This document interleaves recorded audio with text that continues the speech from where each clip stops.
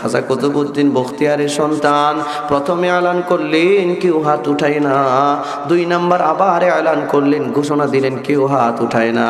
3 নাম্বারে আবার ঘোষণা দিলেন আছেন কি কোনো আল্লাহওয়ালা যার মাঝে এই 3টা সত্য পাওয়া যায়, এই 3টা আমল পাওয়া যায়, দয়া করে একটু সামনে চলে আসুন।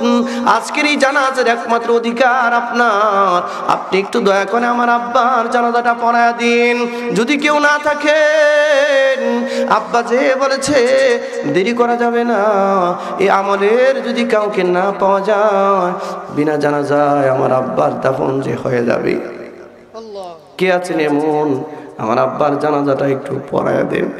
কেউ যে হাত উঠায় না, নীরব, পুরা মাঠ নীরব, দিল্লির শাহী এলাকা নীরব হয়ে গেছে। কেউ যে আর মাথা উপরে উঠায় না, হাত আর উপরে উঠায় না। খাজা কুতুবউদ্দিন বখতিয়ারের সন্তানরা ভেবেছে হয়তোবা এই জামাতের ভিতরে কেউ নাই যে আমার আব্বার জানাজা পড়াবার অধিকার রাখে। 3 বারে এলান দেওয়ার পর খাজা কুতুবউদ্দিনের সন্তানেরা বাবার খাটিয়াটা কাঁধের মধ্যে নিচ্ছে, বিনা জানাজায় বাবাকে দাফন করে দিবি। আসসালামু আলাইকুম ওয়া রাহমাতুল্লাহি ওয়া বারাকাতুহু। আলহামদুলিল্লাহ আলহামদুলিল্লাহি ওয়া কাফা ওয়া সালামুন আলা ইবাদিহিল্লাযীনা ইসতাফা। أما بعد فأعوذ بالله من الشيطان الرجيم. بسم الله الرحمن الرحيم.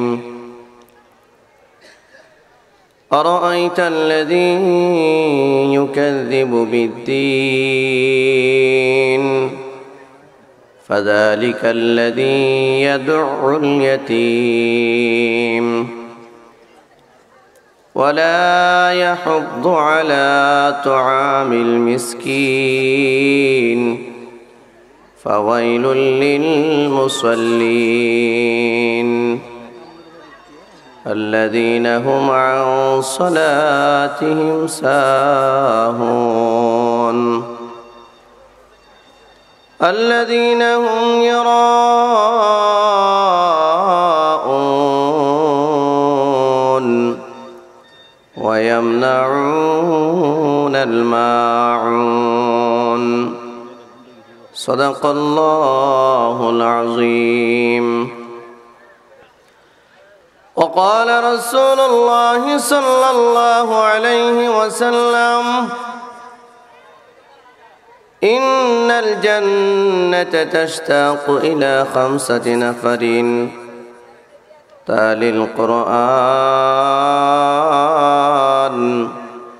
وحافظ اللسان ومطعم الجيعان ومكسي العريان ومن صلى على حبيب الرحمن أو كما قال رسول الله صلى الله عليه وسلم.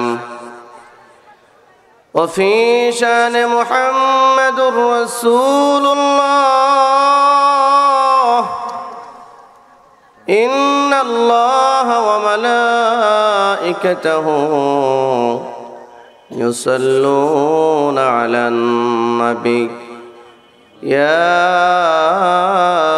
أيها الذين آمنوا صلوا عليه وسلموا تسليما. সকলে দুরূদ ইব্রাহিম পড়ুন। আল্লাহুম্মা সাল্লি আলা মুহাম্মাদিন ওয়া আলা আলি মুহাম্মাদ।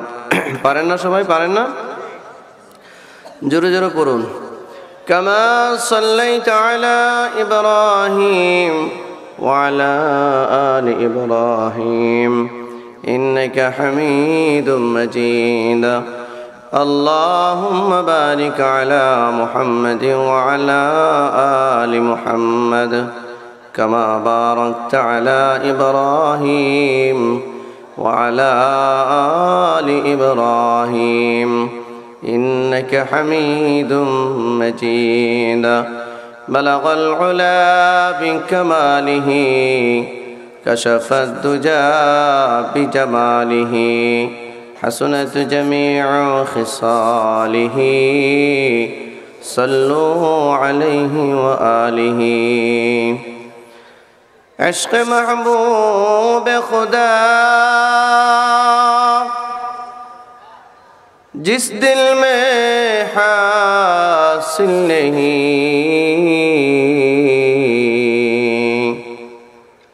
लाखों मुमिन हो मगर ईमान में कामिल नहीं बलगल उला बिकमालिही कशफत दुजा बिजमालिही حسنت جميع خصاله صلوا عليه وآله رب زدني علما رب يسر ولا تعسر وتمم بالخير رب اشرح لي صدري ويسر لي أمري واحلل عقدة من لساني يفقه قولي سبحانك لا علم لنا إلا ما علمتنا إنك أنت العليم الحكيم أما بعد কামারকোনা এক নং জামি মসজিদ ও যুব সমাজের উদ্যোগী আজকের এই বাৎসরিক ইসলামী মহাসম্মেলনের মুহতারাম সভাপতি জনাব আলহাজ মোহাম্মদ আশরাফুদ্দিন, সভাপতি কামারকোনা এক নং জামি মসজিদ, সিনিয়র সহসভাপতি হজরতুল আল্লাম হজরত মাওলানা বাইজিদ আহমেদ সাহেব খতিব কামারকোনা এক নং জামি মসজিদ, আরও অন্যান্য সহসভাপতিবৃন্দ, প্রধান অতিথি জনাব শওকত ওসমান শক্কর আলী মেয়র কটিয়াদি পৌরসভা, জনাব উদ্বোধক খাদিমুল হজ্জাজ মাওলানা সাইদ আহমেদ সাহেব, বিশেষ অতিথিবৃন্দ, ওয়াজিবুল ইহতারাম মুআজ্জাজ মুকাররম উলামায়ে কেরাম, সামনে উপবিষ্ট পিতৃতুল্য মুরব্বিয়ান নিজাম, যুবক ভাইরা, পর্দার অন্তরালে অবস্থানরত আমার অত্যন্ত শ্রদ্ধেয় মা ও বোনেরা, মহান আল্লাহ সুবহানাহু ওয়া তাআলার দরবারে শানে ইলাহিতে অসংখ্য গণিত শুকর ও সুজুদ আদায় করছি যে মহান মালিক আমাদেরকে দয়া করে মায়া করে সারা দুনিয়া ব্যাপী অশান্তির আগুন দাও দাও করে জ্বলতেছে। এই অশান্তিময় পরিবেশ থেকে আমাদেরকে আল্লাহ নিজের কুদরতি হাত দিয়া যাচাই বাছাই করে ফারেক করে এই জান্নাতেরই ঠিকানায়, জান্নাতেরই বাগানে, শান্তিরই অবস্থানে জালিসুর রহমানে আল্লাহ আমাদেরকে আজকের এই রাতে কবুল করেছেন। আমরা সকলে হৃদয়ের গহীন থেকে সে মহান মালিকের দরবারে শুকরিয়া আদায় করি, সকলে বলি আলহামদুলিল্লাহ। আমি আপনাদের সামনে খুব পরিচিত একখানা সূরা তিলাওয়াত করেছি, এটা কম বেশি সকলেরই জানা, সকল মুসলমানেরই, কথাটি কিনা। এই সূরাটার নাম হচ্ছে সূরাতুল মাউন। কি নাম? সূরা মাউন। আমরা নামাজে এই সূরাটা প্রায় সময় পড়ে থাকি, ঠিক কিনা?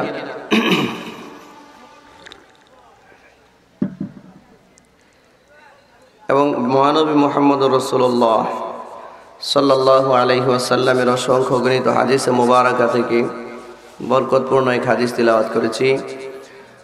মহান মালিক যদি তৌফিক দেন এই আয়াত এবং হাদিসকে সামনে রেখে ইখলাসের নিয়তে কিছু আলোকপাত করার চেষ্টা করব।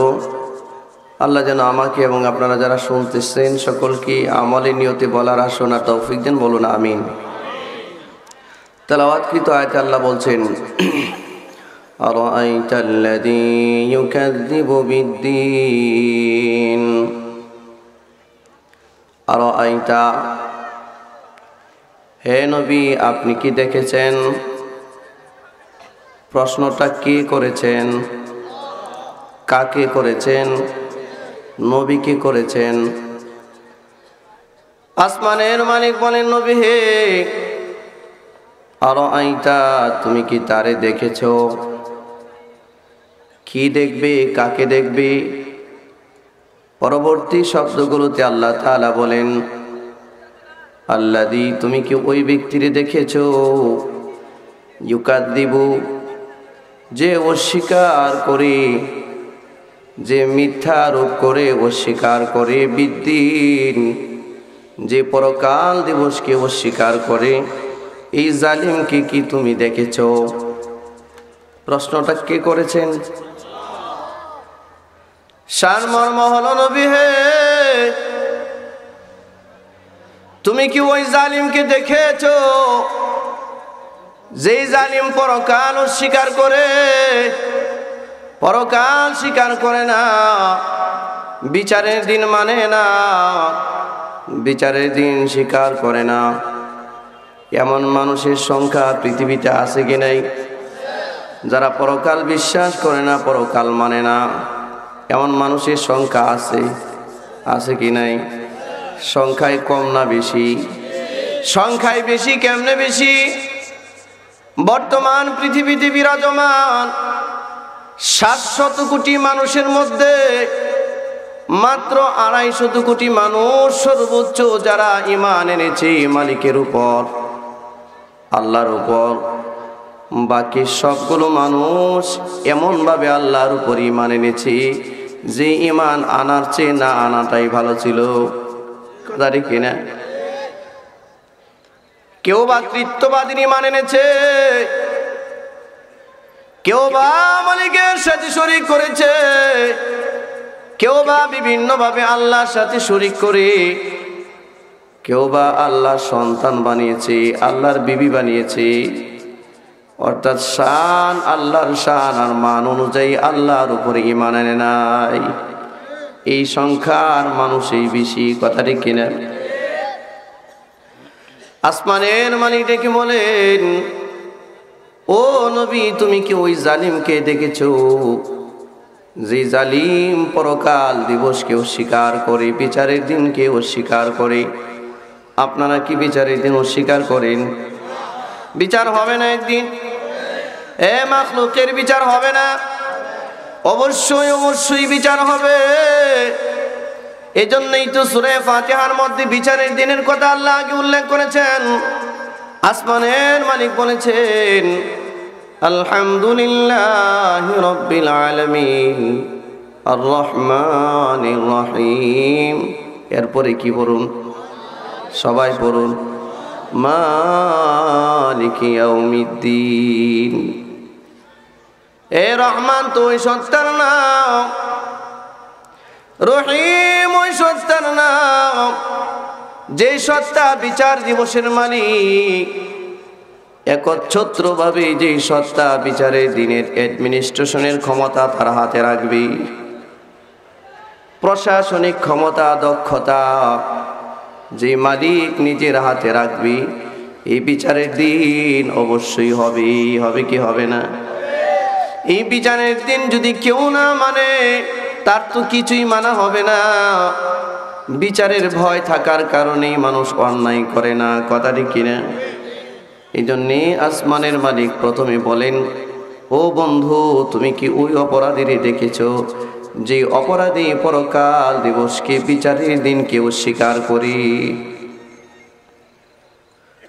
এই অপরাধী চিনার কয়েকটা আলামত আছে। আলামত, এর মধ্যে একটা আলামত, 1 নম্বর আলামত, ফাযালিকাল্লাযী ইয়াদউল ইয়াতীম। ওই জালিম চিনার আরেকটা আলামত হলো, এ ইতিম বাচ্চাগুলোর ঘাড়ের মধ্যে ধরে তার ঘর থেকে ধাক্কা মেরে বের করে দেয়। এতিমের প্রতি সদয় না, এতিমের সাথে জুলুম করে বেড়ায়। এই জালিমের একটা পরিচয় যে এতিমের ঘাড়ের মধ্যে ধাক্কা দিয়ে তার ঘর থেকে বের করে দেয়। এত নিষ্ঠুর আচরণ এতিমের সাথে সে করে, কারণ সে বিচারের দিন মানে না বিদায় এতিমের সাথে এই নিষ্ঠুর আচরণ করে বেড়ায়। যে বিচারের দিন মানে এ কোনোদিন এতিমের সাথে অসদাচরণ করবে না, এতিমরে কোনোদিন কষ্ট দিবে না। কথা রেখে না? আপনারা আমার নবী বলেছেন, একজন এতিমের মাথায় যে হাত রাখলো সে যেন আমি নবীর মাথায় হাত রাখলো।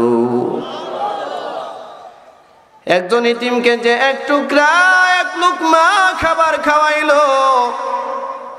নবী বলেন সে যেন আমাকে খাওয়াইলো। একজন ইতিমকে যে একটু সোহাগ করলো, আদর করলো, সে যেন আমাকে সোহাগ করলো, আদর করলো। কারণ নবী নিজেও একজন ইতিম ছিলেন। কথা ঠিক কিনা? আসমানের মালিক বলেছেন সূরা দুহা, আলাম ইয়াজিদকা ইয়াতীমান ফাআওয়া। নবী এমন একটা দিন কি তোমার যায় নাই যেই দিন তুমি ছিলে ইতিম, তুমি ছিলে নিঃস্ব, তুমি ছিলে অসহায়, তোমাকে আশ্রয় দেওয়ার কেউ ছিল না। ফাআওয়া, আমি মালিক তোমাকে আশ্রয় দিয়েছি, আমি তোমাকে আশ্রয় দিয়েছি। অতএব তোমার প্রতি আমার কড়া নির্দেশনা, ও নবী তোমার প্রতি আমার কড়া নির্দেশনা। ফাআম্মাল ইয়াতীমা ফালা তাকহার, সাবধান তুমি কোনো ইতিমের সাথে কঠোরতা অবলম্বন করবা না। ইতিমরে কষ্ট দিও না, এমন কোন আচরণ করবা না ইতিম কষ্ট পায়, এই আচরণটা তুমি করবা না। নির্দেশ কে দিয়েছেন? নবীর মাধ্যমে পৃথিবীর সকল মুমিনদেরকে আল্লাহ এই নির্দেশ দিয়েছেন, ইতিমের সাথে কঠোরতা অবলম্বন করা যাবে না। এটা মুমিনের কোনো পরিচয় না। ও আল্লাহর বান্দারা, আসমানের মালিকের পরে ডাক দিয়া বলেন, ওই জালিমের 2 নাম্বার আলামত, ওয়ালা ইয়াহুদ্দু আলা তুআমিল মিসকিন। ওই জালিমের 2 নাম্বার আলামত, ওই জালিম নিজে তো কোনো গরিব মিসকিনকে খাবার দেয় না, যারা দেয় তাদেরকে অনুপ্রাণিত করে না, উৎসাহ দেয় না, গরিবের মুখে খাবার উঠায় দেয় না। আত্মমানবতার সেবায় তার কোনো অবদান নাই। এ অন্নহীন বস্ত্রহীন মানুষের জবানের ভিতরে খাবার উঠায় দিবে, এটা সদস্য নিজেও দেয় না। কেউ যদি দেয় তাহলে তাকে মানা করে দেয়, বারণ করে দেয়, নিষেধ করে, উৎসাহ দেয় না।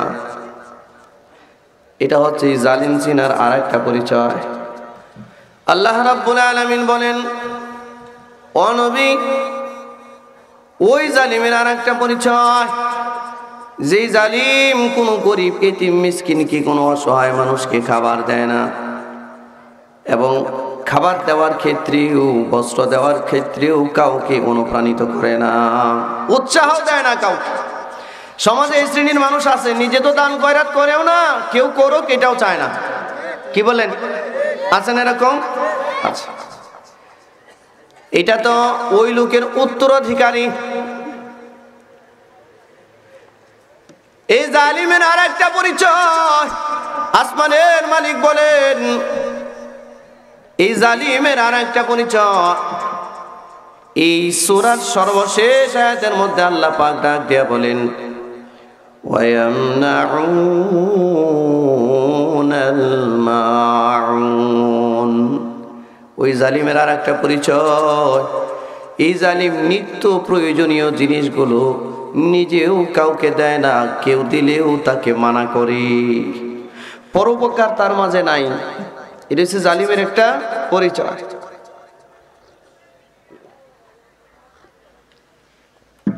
পরোপকার নাই, পরোপকার তার মাঝে নাই। আল্লাহ তাআলা বলেন, নবী হে, এই জালিম কি আপনি দেখেছেন? এই স্বভাবের মানুষ যে, আমি তরজমা শেষ করি তারপরে বলি কে ওই জালিম। অবশ্যই জালিম তো আছে, কথাটি কিনা। এরপরে আল্লাহ তাআলা আলোচ্য বিষয় পুরোপুরি পরিবর্তন করে দেওয়ার নতুন এক আলোচ্য বিষয় নিয়ে আসছেন সূরায়। নতুন এক আলোচ্য বিষয় আল্লাহ তাআলা বলেন, ফাওয়াইলুল লিল মুসাল্লিন।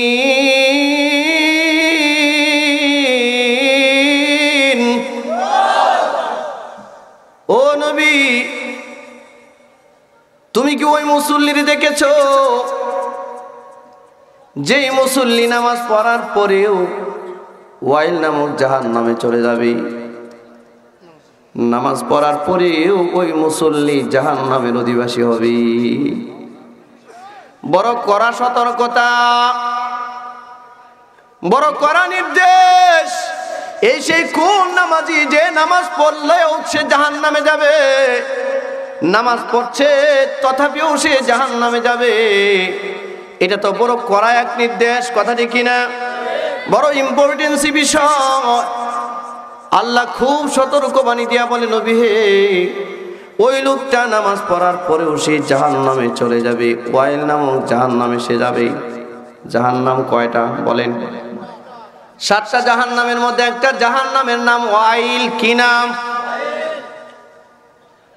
এই ওয়াইল নামক জাহান্নামের আরো আলোচনা আল্লাহ করেছেন। কখনো বা আল্লাহ বলেছেন ওয়াইলুল লিকুল্লি হুমাযাতিল লুমাযাহ, যারা মানুষের সামনে পিছনে বদনাম করে বেড়ায় এরাও সেই জাহান্নামের অধিবাসী হয়ে যাবে। কয়েক শ্রেণীর মানুষকে ওয়াইল নামক জাহান্নামে পাঠাবে আল্লাহ। এর মধ্যে প্রথম শ্রেণীর মানুষ হলো ওই নামাজি যে নামাজ পড়ে বেড়ায় তথাপিও সে জাহান্নামে যাবে। আপনারা ভাবতেছেন হুজুর কি সর্বনাশের কথা বলেন আপনি? আমি বলি না তো, এটা আল্লাহ বলছেন। কি বলেন? নামাজেই পড়ি জাহান্নাম থেকে বাঁচার জন্য, আবার আপনি বলছেন নামাজ পড়েও জাহান্নামে যেতে হবে। এ তো খুব সর্বনাশের কথা। হ্যাঁ, আমিও চিন্তা করি সর্বনাশ, এ তো খুব কঠোর কথা। নামাজ পড়েও একটা মানুষ জাহান্নামে যাবে। এই সেই কোন নামাজি? আল্লাহ তাআলা পরবর্তী আয়াতের মধ্যে বলেন, আল্লাযীনা হুম আন সালাতিহিম সাহুন।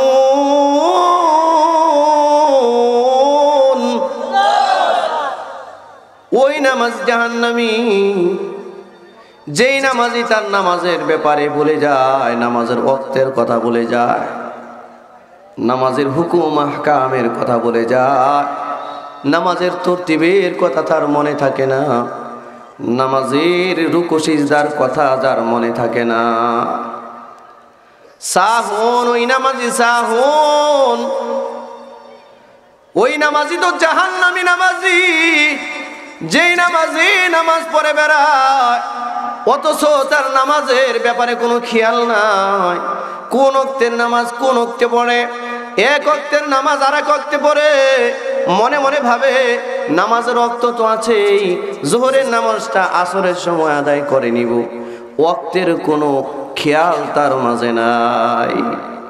সাহুন শব্দের ব্যাখ্যা মুফাসসিরিন হযরতরা তাফসীরের মধ্যে বহু ব্যাখ্যা করেছেন। এর মাঝে একটা ব্যাখ্যা হলো সাহুন ওই নামাজিকে বলা হয় যেই নামাজি তার নামাজের মাঝে নামাজের ওয়াক্তের কোনো খেয়াল রাখে না। ওয়াক্তের খেয়াল নাই, এক ওয়াক্তের মাঝে আরেক ওয়াক্তের নামাজ পড়ে, কাজা করে নামাজ পড়ে। আছেন এরকম নামাজি? এক হলো লোকজন তো নামাজেই পড়ে না, আরেক হলো নামাজ পড়েও জাহান্নামী, কারণ নামাজের ওয়াক্তের ব্যাপারে তার কোনো খেয়াল নাই। ও আল্লাহর বান্দারা, এজন্য আল্লাহ তাআলা বলেন, আল্লাযীনা হুম আন সালাতিহিম সাহুন।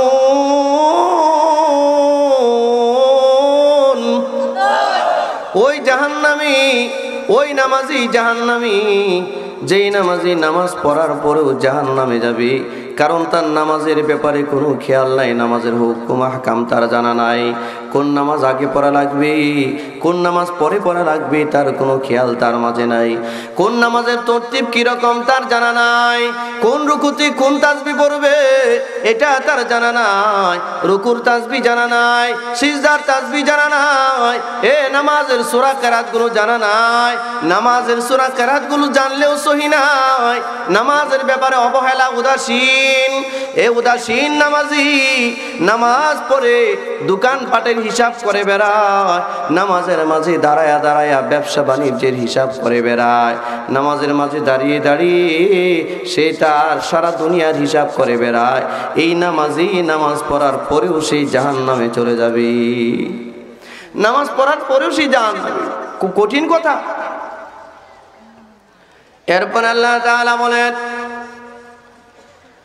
আল্লাযীনা হুম ইউরাউন,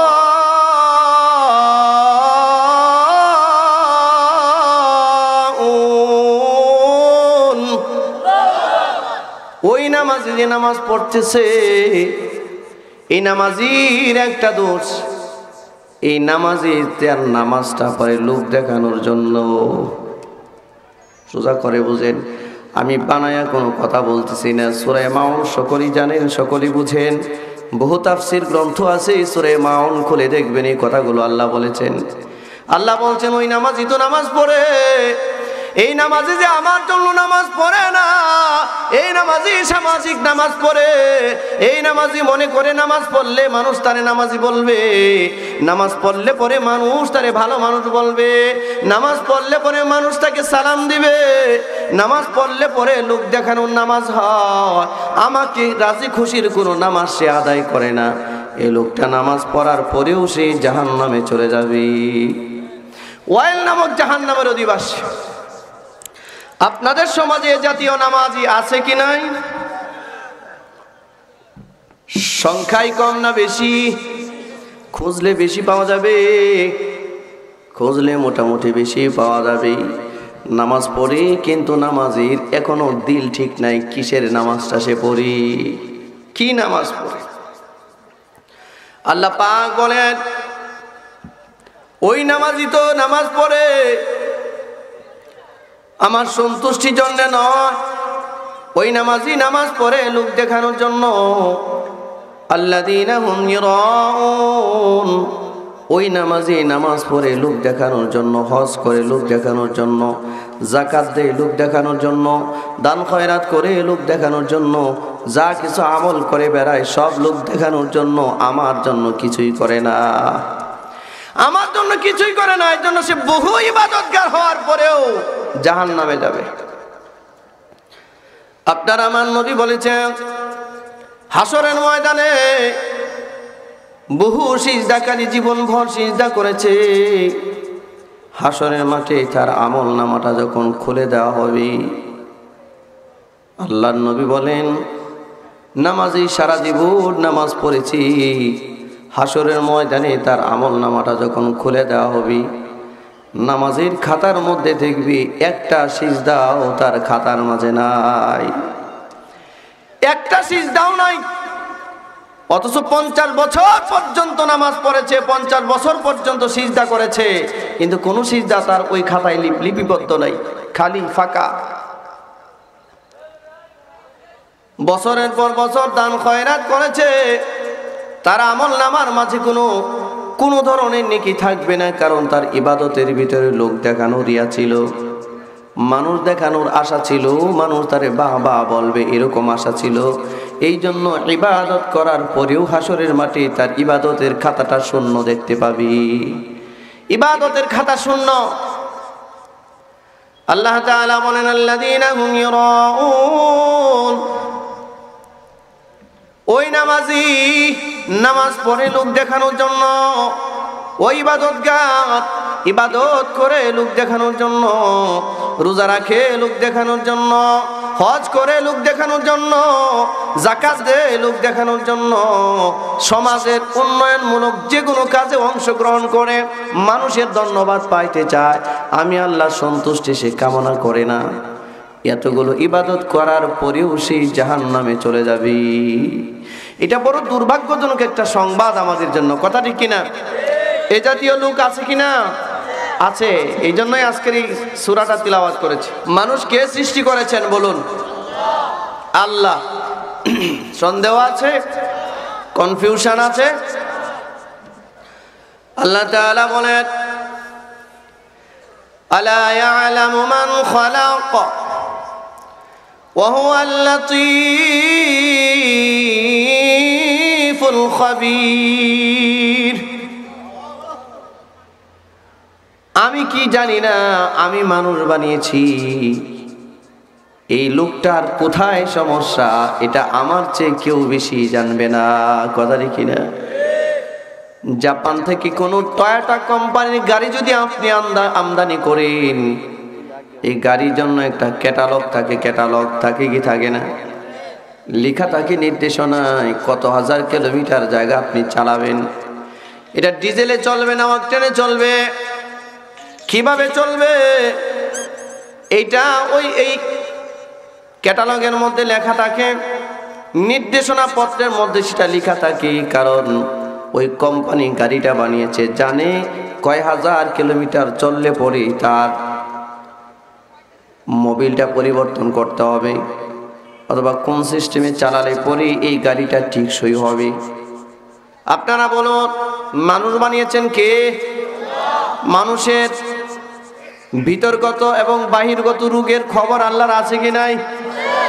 আসমানের মালিক যে এই রোগগুলো, মানুষের রোগগুলো ইন্ডিকেট করে বলেন, নির্দেশনা দিয়ে বলেন, আলা ইয়ালামু মান খালাক ওয়া হুয়াল লাতীফুল খাবীর। আমি কি জানবো না ওই মানুষগুলোর কথা, যেই মানুষগুলো আমি সৃষ্টি করেছি? আমি তো এদের জানা অজানা, যা তারা প্রকাশ করে তাও যেমন জানি, তারা যা প্রকাশ করে না এটাও আমি জানি। আমি তো এদের ব্যাপারে সবচেয়ে বেশি খবর রাখি। কথা দেখি না? কোন লোকটা মানুষ দেখানোর নামাজ পড়ে এটা সে না বললেও আসমানের মালিক কিন্তু জানে। কথা দেখি না? কোন লোকটা লোক দেখানোর ইবাদত করে, কোন লোকটা লোক দেখানোর দান খয়রাত করে, কোন লোকটা লোক দেখানোর জন্য জীবনের মাঝে ইবাদতের রং আর রূপ লাগাইছে, এটা পৃথিবীর মানুষকে ধোঁকা দিলেও আসমানের মালিকরে দেওয়া যায় না। এই জন্য আল্লাহ তাআলা বান্দার রোগের প্রতি ইন্ডিকেট করে বলেন, তোমরা তো চোখের মধ্যে দেখো বহু নামাজ এরকম আছে যারা নামাজ পড়ে বেড়ায় মানুষের প্রশংসা করানোর জন্য, নামাজ পড়ে দেখায় লোক দেখানোর ইবাদত। নামাজ পড়ে বেড়ায়, নামাজের কোনো তরতিব তার জানা নাই, নামাজের মাঝে হাজারো সমস্যা তার আছে, বহু ইবাদতের ভিতরে তার সমস্যা আছে, কিন্তু ইবাদতগুলো করে বেড়ায়। কারণ হলো এখানে আমার কোনো সন্তুষ্টি নয়, সন্তুষ্টি হলো মানুষের সন্তুষ্টি। এই জন্য বহু ইবাদতগার হাসরের ময়দানে ইবাদতের বোঝা নিয়ে দাঁড়াবে, কিন্তু ইবাদতের খাতাটা সেদিন শূন্য দেখতে পাবি, কিচ্ছু নাই, ফাঁকা, কিচ্ছু নাই। আল্লাহ তাআলা বলেন, ওরে নামাজি, নামাজ পড়ে বেড়াও, নামাজ পড়ার পরেও তোমার জন্য জাহান্নাম, তোমার জন্য দুর্ভোগ, তোমার জন্য বড় দুঃসংবাদ। নামাজ পড়ার দ্বারাও তুমি জাহান্নামে চলে যাবে, ইবাদত করার পরেও তুমি জাহান্নামে যাবে। কারণ ইবাদতের ভিতরে তোমার কোনো ইখলাস ছিল না, ইবাদতের মধ্যে আমার জন্য তোমার কোনো ইবাদত ছিল না, এই জন্য তুমি জাহান্নামে। আসমানের মালিক বলেন, সর্বশেষ আয়াতে আল্লাহ পাক বলেন, ওয়ায়ামনাউনাল মাউন। ওই জালিমের আর একটা পরিচয়, দৈনন্দিন যতগুলো আমল আছে, যতগুলো নিত্য প্রয়োজনীয় জিনিস আছে, এগুলো মানুষকে দেয় না, কেউ দিলেও তাকে বারণ করে, তারে দিতে দেয় না, এরকম স্বভাবের মানুষ। এই হলো সূরাটার একটা তরজমা, স্বাভাবিক। কালামে পাকের মধ্যে এমন কোনো আয়াত নাই যে আয়াতটা আল্লাহ অনর্থক তৈরি করেছেন, অনর্থক দিয়েছেন, এমন কোনো কথা আছে নাকি কোরআনে? কোথাও নাই। প্রতিটা কথার পিছনে আল্লাহর বড় মাহাত্ম্য আছে। এই সূরা নাজিলের পিছনে একটা প্রেক্ষাপট আছে, শানে নুজুল আছে। কেন আল্লাহ এই সূরাটা নাজিল করেছেন, কিসের প্রেক্ষিতে সূরাটা নাজিল করেছেন?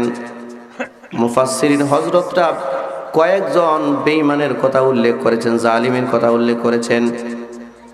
কোন কোন মুফাসসির বলেছেন এই সূরাটা নাজিল হয়েছে আস ইবনে ওয়াইলের ব্যাপারে।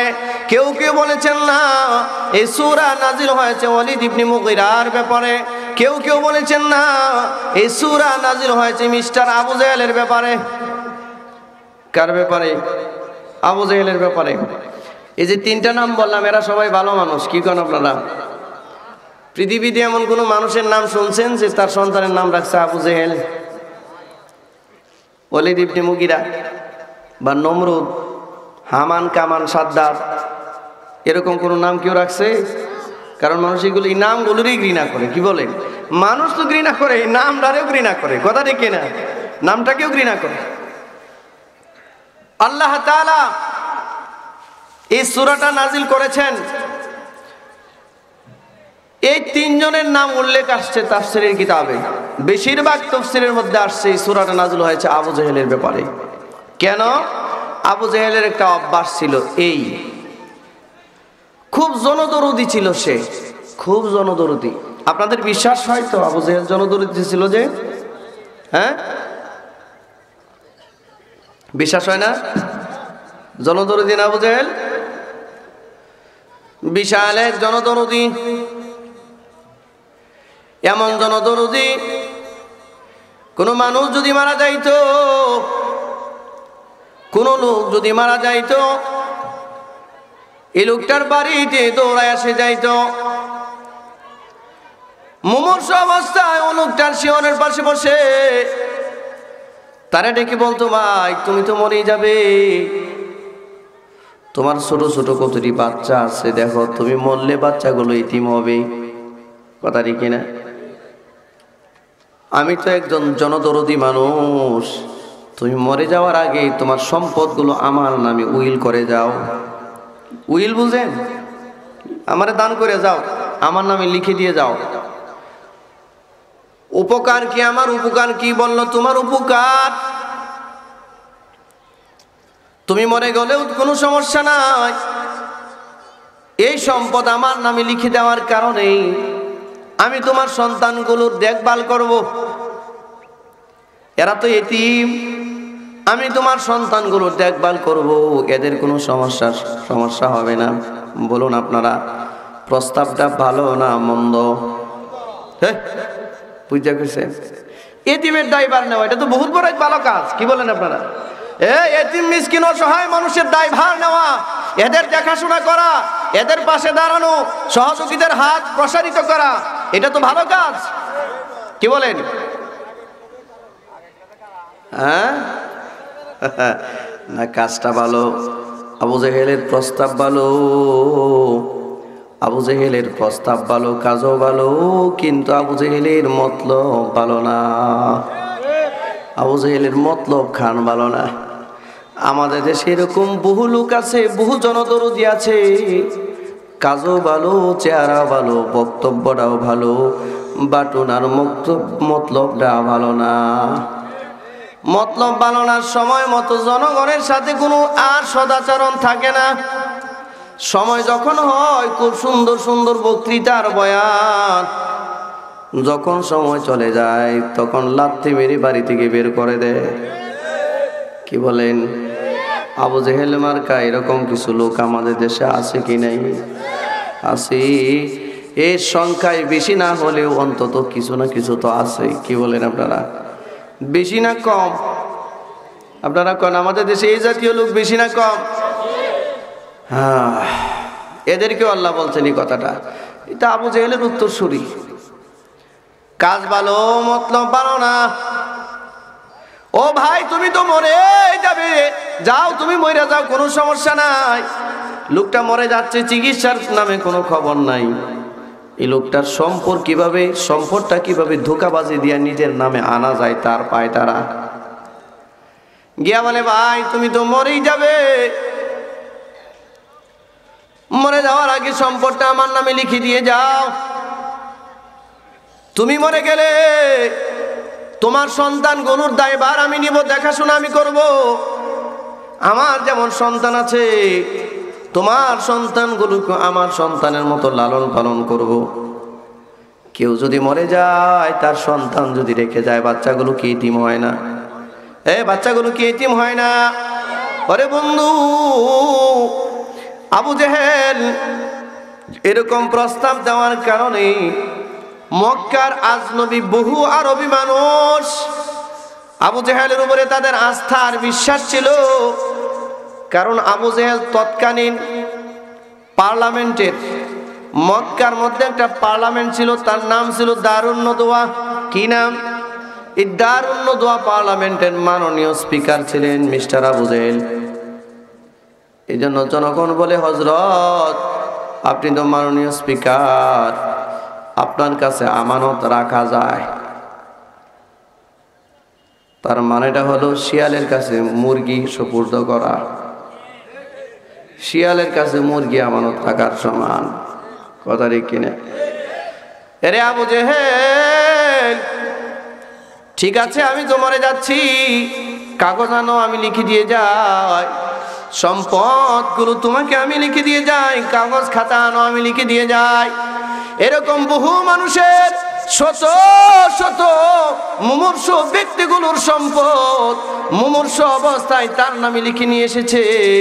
এই বাচ্চাগুলো যখন মারা গিয়েছে, এই মানুষগুলো যখন মারা গিয়েছে, ওই লোকের রেখে যাওয়া সম্পদ, আর এই বাচ্চাগুলো যখন তার বাড়িতে আশ্রয় নিয়েছে, তার বাড়ির সামনে যখন যায়, বাচ্চাগুলো গিয়া বলে, আমার আব্বা তো সমস্ত সম্পদ আপনার নামে লিখে দিয়ে গিয়েছে, উইল করে গিয়েছে, অতএব আপনি আমাদের দায়িত্ব নিন। আবু জেহেল ঘরের দরজার সামনে দাঁড়াইয়া এই শিশু বাচ্চাগুলোর ঘাড়ের মধ্যে ধরে, এতিম বাচ্চাগুলোর ঘাড়ের মধ্যে ধরে, ফাযালিকাল্লাযী ইয়াদউল ইয়াতীম, এই শিশু বাচ্চাগুলোর ঘাড়ের মধ্যে ধরে ঘর থেকে ধাক্কা মেরে বের করে দেয়। সম্পদ কিন্তু আত্মসাৎ করে ফেলছে। প্রস্তাব তো ভালো ছিল, মতলব খান ভালো না, মতলব ভালো না। এ জাতীয় মতলবের লোক কিন্তু এই দেশে আছে। সময় মতো জনগণের দ্বারে দ্বারে ঘুরায়, আর সুযোগ মতো জনগণের মাল সম্পদ আত্মসাৎ করে বেড়ায়, দেশ বিদেশে বাড়িঘর করে বেড়ায়। আছে না এরকম? ও বন্ধু, ওই আবু জেহেল উত্তরসূরিদের অভাব নাই এই দেশের ভিতরে। ওরে আল্লাহর বান্দারা, এই যে আবু জেহেল প্রস্তাব ভালো ছিল, মতলব ভালো ছিল না, এই জাতীয় মানুষ আমাদের দেশও আছে। আপনারা আমিরে মুয়াবিয়ার নাম শুনছেননি? আমিরে মুয়াবিয়া কেমন ছিলেন, কে ছিলেন? একজন এমন খলিফার নাম হযরত ওমর ইবনুল খাত্তাব যেরকম অর্ধেকটা পৃথিবী শাসন করেছিলেন, সেই আমিরে মুয়াবিয়া এরকম অর্ধেকটা পৃথিবী শাসন করেছিলেন। ও আল্লাহর বান্দারা, আমিরে মুয়াবিয়ার মতো ব্যক্তি, রাসূলের সাথে আমিরে মুয়াবিয়ার একটা সম্পর্ক ছিল, আত্মীয়তার সম্পর্ক। কেমন আত্মীয়তার সম্পর্ক? নবীর সাথে আমিরে মুয়াবিয়ার আত্মীয়তার বন্ধন হলো শালা আর দুলাভাই। নবীজির আপন শ্যালক ছিল আমিরে মুয়াবিয়া। আরেকটা আমিরে মুয়াবিয়ার ফজিলত, আসমান থেকে যখন ওহী নাজিল হইতো, এই ওহী লিপিবদ্ধ করার জন্য কিছু সাহাবীকে আল্লাহ রাসূল দায়িত্ব দিয়েছিলেন, 10 জন সাহাবীকে, যাদেরকে কাতিবুল ওহী বলা হয়। এই 10 জন সাহাবীর প্রথম সারির একজন সাহাবী হচ্ছে আমিরে মুয়াবিয়া রাদিয়াল্লাহু তাআলা আনহু। তিনি কাতিবুল ওহী সাহাবী ছিলেন। এই কোরআনে কারীমের যে আয়াত আমরা এখন পাঠ করে থাকি, এগুলো আমিরে মুয়াবিয়ার হাতের লেখা। সুবহানাল্লাহ। তার একটা বিশাল বড় দায়িত্ব ছিল। এই কাতিবুল ওহী একদম সাহাবী এবং বিশাল বড় সাম্রাজ্যের এক অধিপতি, কিন্তু এত বড় তাকওয়াবান আল্লাহর বান্দা, তার জিন্দেগিটাকে 3টা ভাগে বিভক্ত করেছিলেন। রাতটাকে 3টা ভাগে তিনি বিভক্ত করেছিলেন। রাতের একটা অংশে তার প্রজারা যে এলাকার মাঝে থাকে, বিভিন্ন এলাকার মাঝে গিয়া প্রত্যেক দিন নতুন নতুন এলাকার মাঝে গিয়া তার কোন প্রজা কোন হালতে আছে, কোন জনগণ খাইলো কি খাইলো না, কোন জনগণের কোন সমস্যা, এই সমস্যাগুলো আইডেন্টিফাই করত। সুযোগ পাইলে তাদেরকে সহযোগিতা করত। রাতটাকে 3টা ভাগ করে এক ভাগ জনগণের সেবায় কাটাইতো, সারাদিন ভরা সারা রাষ্ট্রের কাজ করত। রাতের বেলায় রাতটাকে 3টা ভাগ করে একটা ভাগের মধ্যে জনগণের খোঁজ খবর নিতেন। বিভিন্ন এলাকার মধ্যে গিয়া জনগণের খোঁজ খবর নিয়া রাতের পরের অংশে যখন বাসার মধ্যে ফিরত, তার রাজপ্রাসাদটা বিশাল কোনো প্রাসাদ ছিল না, এটা কোনো বঙ্গভবন আর গণভবনের মতো ছিল না। আমিরে মুয়াবিয়ার রাজপ্রাসাদ খেজুর পাতার ছাউনি, খেজুর পাতার ছাউনি, একদম সিম্পল একটা রাজপ্রাসাদ। ওই বাসার মধ্যে গিয়া আমির মুয়াবিয়া রাদিয়াল্লাহু তাআলা আনহু রাতের দ্বিতীয় নাম্বার প্রহরে তিনি তাহাজ্জুদের নামাজের মাঝে দাঁড়ায়া যাইতো। তাহাজ্জুদের নামাজের মাঝে দাঁড়ায়া দাঁড়ায়া তিনি লম্বা লম্বা কিরাত পড়তেন। তাহাজ্জুদের নামাজের মধ্যে দাঁড়িয়ে দাঁড়িয়ে এমন তেলাওয়াত করতেন, লম্বা লম্বা তেলাওয়াত করতেন, লম্বা লম্বা রুকু করতেন, লম্বা লম্বা সিজদা করতেন। সালাম ফিরানোর পর আসমানের দিকে হাত উঠাইয়া হযরত আমির মুয়াবিয়া আসমানের মালিকের কাছে হাত উঠাইয়া দোয়া করে মনিবে, ও আসমানের মালিক, আমি তো একজন অসহায় মানুষ, আমার সাম্রাজ্য কত দূর, আমি এখনো শেষ সীমানা পর্যন্ত যাইতে পারি নাই। আমার এই রাষ্ট্রের মাঝে, আমার এই ইসলামিক স্টেটের মাঝে কত জনগণ কত জায়গায় বসবাস করে, সকলের কাছে কিন্তু আমি যেতে পারি না গো আল্লাহ। আমি তো অক্ষম, আমার কাছে ওইরকম কোনো যানবাহন নাই যে প্রতিদিন জনগণের কাছে আমি যাব আল্লাহ।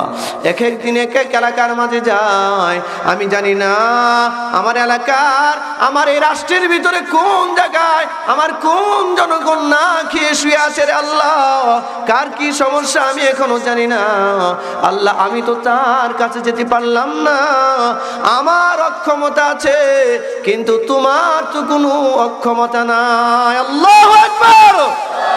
কত বড় নেক শাসক, তিনি ডাক দেয়া বলে, মালিক রে, আমি তো আমার জনগণের কাছে পৌঁছতে পারলাম না, তোমার তো পৌঁছতে কোনো সমস্যা নাই, তুমি তোমার রহমতের ফেরেশতা পাঠাইয়া আমার যেই জনগণ রাতে না খেয়ে শুয়ে আছে তাদের রিজিকের ফয়সালা করে দাও।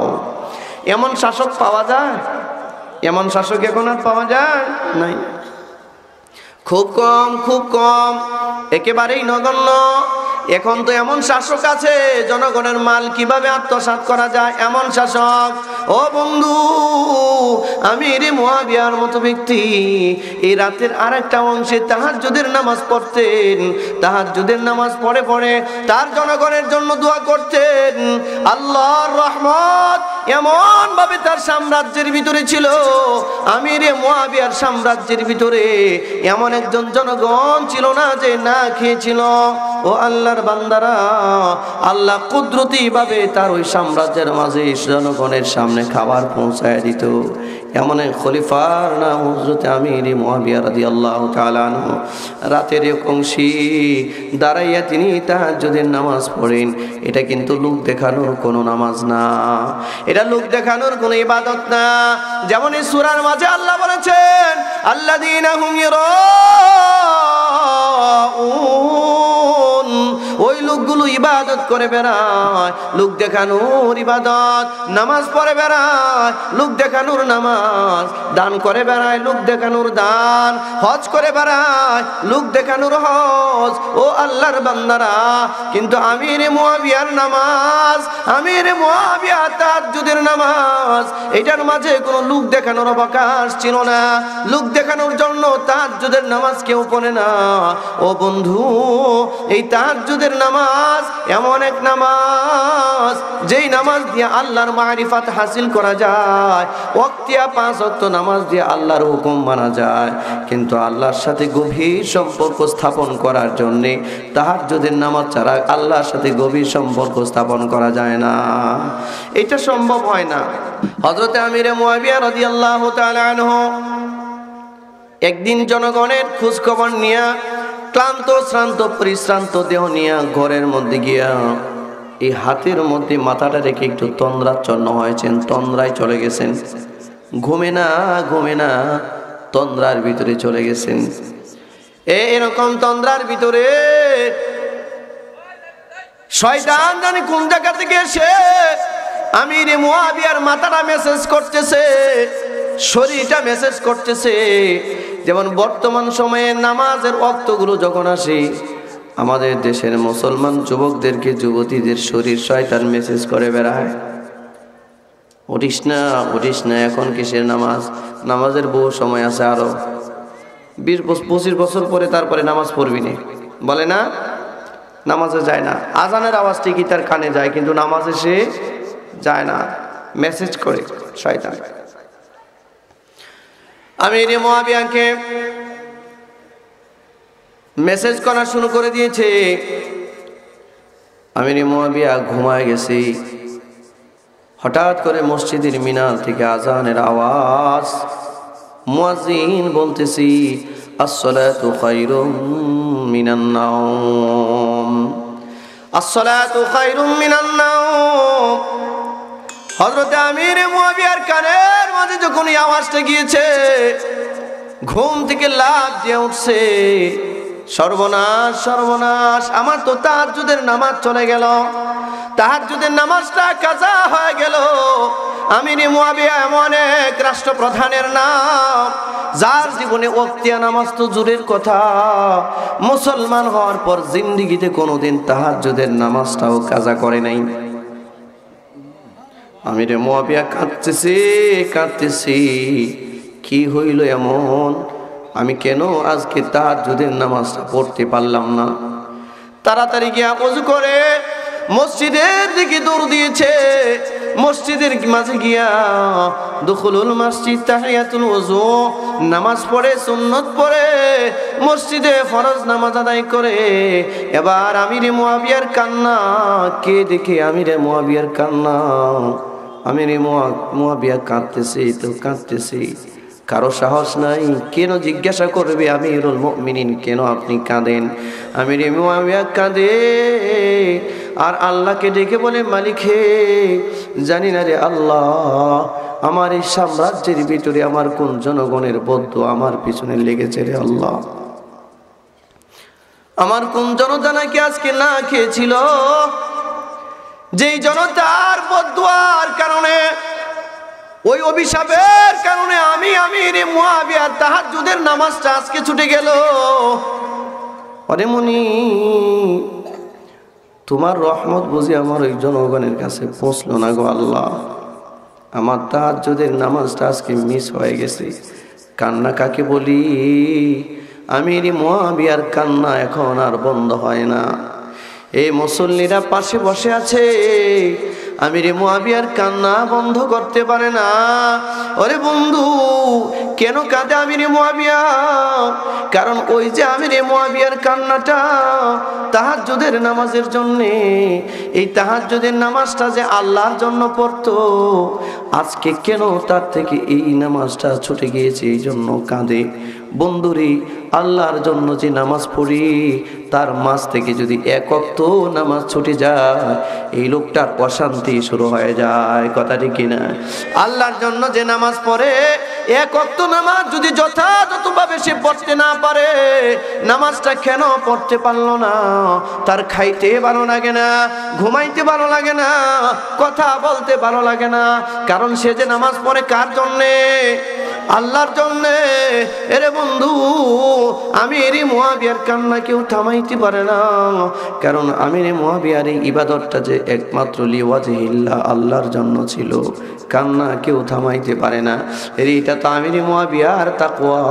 ওরে বন্ধু, আমরা যাদেরকে অনুসরণ করি, আমাদের আকাবির হযরতরা যারা ছিলেন, আমি একটা কিতাব পড়েছিলাম, কিতাবের নাম হচ্ছে উলামায়ে হিন্দ কা শানদার মাঝি একটা কিতাব। ওই কিতাবের মাঝে একজন ভারতবর্ষের বুজুর্গের নাম উল্লেখ করা হয়েছে। এই ভারতবর্ষটা মুসলমানরা শাসন করেছে 800 বছর পর্যন্ত। কত বছর? 800 বছর পর্যন্ত এই ভারতবর্ষ মুসলমানরা শাসন করেছে। ইন্ডিয়ার বিভিন্ন ঐতিহাসিক স্থানের মাঝে যান, ভারতবর্ষের বিভিন্ন ঐতিহাসিক স্থানের মাঝে গিয়ে দেবেন, দেখবেন মুসলমানদের ঐতিহাসিক স্থাপনা এখনো আছে সেখানে। যেমন ইন্ডিয়ার রাজধানী বর্তমান কোথায় জানেননি আপনারা? এই দিল্লির ফটকের মধ্যে, দিল্লিতে ঢোকার জন্য একটা মিনার আছে, মিনার। ওই মিনারটার নাম হলো দিল্লির কুতুব মিনার। কি নাম? দিল্লি কি এখন দিল্লি আসেনি? দিল্লি কি এখন মুসলমানদের হাতে আছে? দিল্লি তো এখন হিন্দুদের হাতে। কথাটি কিনা? অথচ সব হালে সেখানে অবস্থান করতেছে দিল্লির কুতুব মিনার। দিল্লির কুতুব মিনার, কুতুব কুতুব কি কোনো হিন্দুর নাম নাকি? কোন মালাওনের নাম নাকি? না না না, এমন এক বুজুর্গের নামে নামকরণ করা হয়েছে। ভারতবর্ষের মধ্যে যার তাকওয়ার প্রমাণ দেওয়ার মতো দ্বিতীয় দৃষ্টান্ত পাওয়া যায় না। ও আল্লাহর বান্দারা, উলামায়ে হিন্দকা সন্দার মাঝে কিতাবের মধ্যে তার নাম উল্লেখ করা হয়। নাম হলো খাজা কুতুবউদ্দিন বখতিয়ার খাকি রহমতুল্লাহি আলাইহি। খাজা কুতুবউদ্দিন বখতিয়ার খাকি এমন এক বুজুর্গের নাম, যেই লোকটা বহুত বড় কোন মুহাদ্দিস ছিলেন না, বহুত বড় কোন আলেম ছিলেন না। ও আল্লাহর বান্দারা, কিন্তু তার ভিতরে তাকওয়া, তার ভিতরে ইবাদতের হিরসে ইবাদত, লজ্জতে ইবাদত তার ভিতরে এমন ছিল। ইবাদত এমন ভাবে করত, কেবলমাত্র মালিকের জন্য ইবাদত করত। লোক দেখানোর কোন ইবাদত তার মাঝে যে ছিল না। সমস্ত ইবাদত শুধুমাত্র লিওয়াজহিল্লাহ, আল্লাহর জন্য নিবেদিত ছিল। এই খাজা কুতুবউদ্দিন বখতিয়ার খাকি রহমাতুল্লাহি আলাইহি ইন্তেকালের কয়েকদিন আগে সন্তানগুলোকে ডাকাইলেন। ডাকায়া ওসিয়ত দিয়া বললেন, বাবারে আমার কিছু নির্দেশনা শোনো। আমি মরে যাওয়ার পরে যত তাড়াতাড়ি সম্ভব আমার এই মৃতদেহটা তোমরা দাফন করে দিবা। আমার এই মরা দেহটা যত তাড়াতাড়ি সম্ভব তোমরা দাফন করে দিও। ও আল্লাহর বান্দারা, ইসলামের উসুলে ফিকহের মাসআলা হলো, একজন মুমিন বান্দা যখন মারা যায়, আপনার আমার নবী বলেছেন ওই লোকটা যত দ্রুত গতিতে সম্ভব তার দাফন কাফনের ব্যবস্থা তোমরা করো। কারণ এই লোকটা যতক্ষণ এই জমিনের মাঝে থাকে ততক্ষণ এই মৃত ব্যক্তির জন্য কষ্টের কারণ হয়। এখন তো ডিজিটাল যুগ, লোক মারা যায় অথচ 10 দিন 12 দিন পর্যন্ত ফ্রিজের ভিতরে ঢুকায় রাখে। লন্ডন থেকে লোক আসবে, আমেরিকা থেকে লোক আসবে, ইউরোপ থেকে আসবে, আফ্রিকা থেকে আসবে, এশিয়া থেকে আসবে, দেখবে তার উপরে মাটি দিবি। ওরে বন্ধু, তোমার বাবার একবার চেহারাটা দেখার জন্য তুমি তোমার বাবারে ফ্রিজের ভিতরে ঢুকাইছো। এই যে 1 সপ্তাহ তোমার বাবা ফ্রিজের ভিতরে রাখার কারণে এত কষ্ট তার হয়েছে, জিন্দেগি ভর দোয়া করেও তুমি সেটার পরিপূর্ণতা দিতে পারবে না। বাবার চেহারা তো মরার পরে দেখার বিষয় নয়, মার চেহারা মরার পরে দেখার কোনো চেহারা নয়। মা বাবার চেহারা তো জীবিত থাকতে দেখতে হয়। আপনার আমার নবী বলেছেন, পৃথিবীর কোন সন্তান, কোন নেক সন্তান যদি তার মা বাবার চেহারার দিকে তাকায়, মহব্বতের নজর নিয়ে যদি কোনো সন্তান তার মা বাবার চেহারার দিকে তাকায়, সাথে সাথে একটা কবুল হজের সওয়াব তার আমলনামায় হয়ে যায়। কিলা ইয়া রাসূলুল্লাহ, সাহাবায়ে কেরাম বললেন, ইয়া রাসূলুল্লাহ এটা কিভাবে? আমি যদি আমার মার চেহারার দিকে দৈনিক 100 বার তাকাই, আমি যদি আমার বাবার চেহারার দিকে দৈনিক 100 বার তাকাই, আমার আমলনামায় কি 100টা কবুল হজের সওয়াব হবে? আল্লাহর নবী রাহমাতাল লিল আলামিন, সরকারে দু আলম, আশরাফুল আসফিয়া ওয়া রাহাতুল লিল আলামিন, দু জাহানের সরদার আকায়ে নামদার, তাজদার মদিনা, জিগর গুশায় আমেনা, আহমদ মুস্তাফা সাল্লাল্লাহু আলাইহি ওয়াসাল্লাম বলেন, এ আমার সাহাবীরা 100 বার কেন, 1000 বার কেন, তুমি তোমার মা বাবার চেহারার দিকে জীবিত থাকা অবস্থায় যতবার তুমি তাকাইবা ততবার তোমার আমলনামায় একটা কবুল হজের সওয়াব হবে। কিন্তু মা বাবা মরে গেলে পরে মা বাবার চেহারার দিকে তাকাইলে কবুল হজের সওয়াব হয়, এর কোনো দৃষ্টান্ত কোরআন হাদিসে নাই।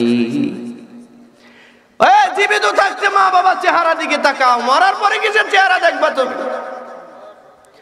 খেদমত তো জীবিত থাকতে করবা, কথা ঠিক না? ও আল্লাহর বান্দারা, খাজা কুতুবউদ্দিন বখতিয়ার রহমাতুল্লাহি আলাইহি বলেন, বাবারে আমি যদি মরে যাই, আমার এই দেহটা তোমরা তাড়াতাড়ি জানাজার ব্যবস্থা করে আমাকে দাফন করে দিবা। ফলাও করার দরকার নাই, বিশাল মাইকিং এর কোনো প্রয়োজন নাই, বিশাল প্রচারণার কোনো প্রয়োজন নাই। যে কয়জন লোক আমার জানাজায় হাজির হয় এদেরকে নিয়ে আমার জানাজা পরে তাড়াতাড়ি আমাকে দাফন করে দিবা। ওরে বন্ধু, এখনকার সমাজের দোষ কোথায়?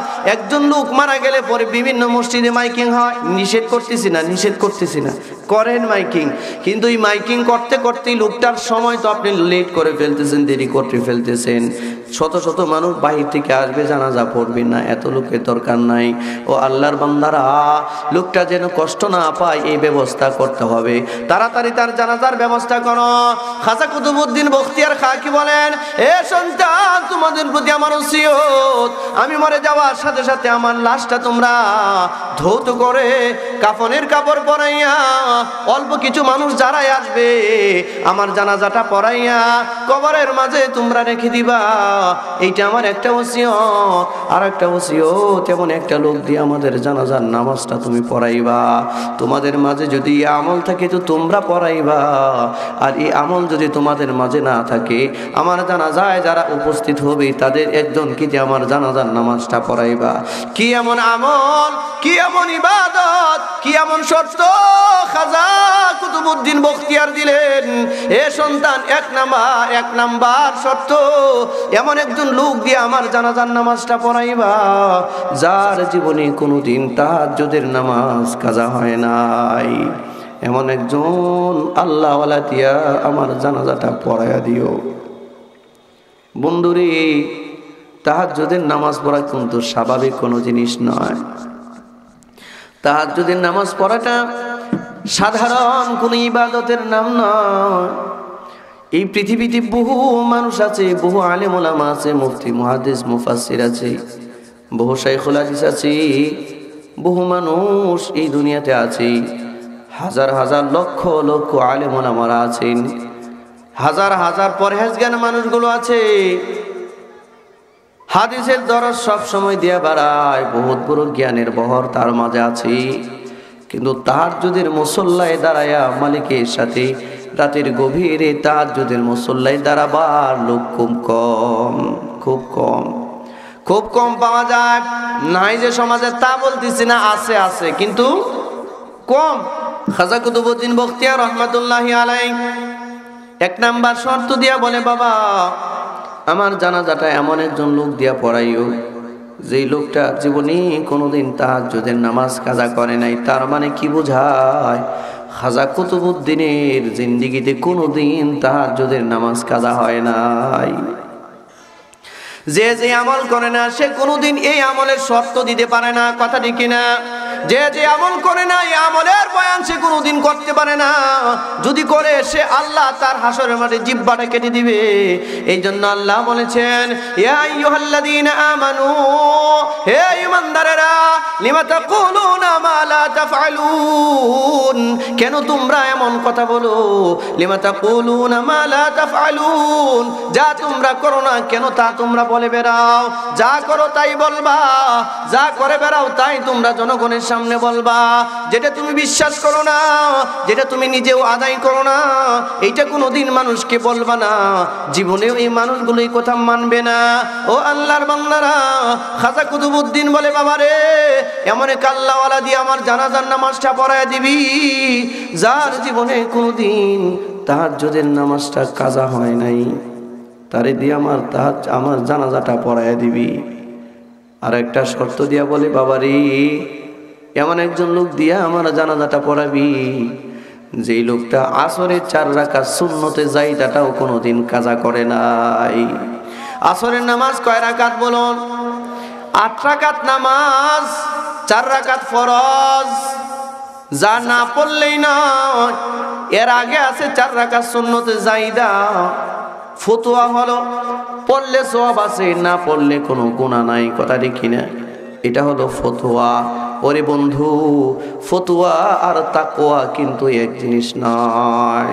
ফতোয়া আর তাকওয়া এক জিনিস নয়। ফতোয়া দিয়া হালাল হারাম বোঝা যায়, ফতোয়া দিয়া জায়েজ না জায়েজ বোঝা যায়। ও বন্ধু, আর তাকওয়া দিয়া মালিকের পরিচয় পাওয়া যায়। তাকওয়া দিয়া আল্লাহর মারিফাত হাসিল করা যায়। তাকওয়া যার ভিতরে এসে যায় এই লোকটা আল্লাহওয়ালা হয়ে যায়। তাকওয়া যার ভিতরে আসে না সে কোনোদিন আল্লাহওয়ালা হতে পারে না। শুধু ফতোয়া দিয়া জীবন চালাইলে তুমি হালাল হারাম জেনে চলতে পারবে, জায়েজ না জায়েজ জেনে চলতে পারবে, কিন্তু মালিকের সাথে গভীর সম্পর্ক তোমার হবে না। ওরে বন্ধু, মুসলমান মুসলমানের জীবন শুধু ফতুয়ার জীবন হবে না, মুসলমানদের জীবন যেমন ফতুয়ার হবে, মুসলমানদের জীবন তেমন তাকওয়ার জীবন হবে। কথা ঠিক কিনা? ওরে আল্লাহর বান্দারা, খাজা কুতুবউদ্দিন বখতিয়ার রহমাতুল্লাহি আলাইহি বলেন, বাবারে আমার আরেকটা শর্ত, এমন একটা মানুষ দিয়ে আমার জানাজাটা পড়াইয়া দিবা যেই লোকটার জীবনে কোনোদিন তার নজরটা পরনারীর দিকে দেয় নাই, যার নজর কোনোদিন সে পরনারীর দিকে নিবদ্ধ করে নাই, এমন একজন লোক দিয়ে আমার জানাজাটা পড়াইয়া দিও। এ খাজা কুতুবউদ্দিন বখতিয়ারের সন্তানরা বলে, আব্বা আপনি যেই শর্তগুলো দিয়েছেন এই শর্তে লোক পাওয়া বড় কঠিন ব্যাপার, যদি আমরা কাউকে না পাই তাহলে কি হবে আপনার জানাজার হুকুম, কি হবে আপনার জানাজার হুকুম? খাজা কুতুবউদ্দিন বখতিয়ার ডাক দিয়া বলে, বাবারে এই শর্তের কোনো লোক যদি না পাও আমার জানাজার দরকার নাই, বিনা জানাজায় আমারে দাফন করে দিবি, জানাজার প্রয়োজন নাই, বিনা জানাজায় দাফন করে দিস। এই আমলের লোক না পাইলে বিনা জানাজায় দাফন করে দিবি। কত বড় বুজুর্গের নাম, কত বড় আল্লাহওয়ালার নাম। খাজা কুতুবউদ্দিন বখতিয়ার কিছুদিন পর এই দুনিয়া থেকে বিদায় হয়ে গেছে। খাজা কুতুবউদ্দিন বখতিয়ারের মরণের খবর কে জানি মানুষের কানে কানে বলে যায়।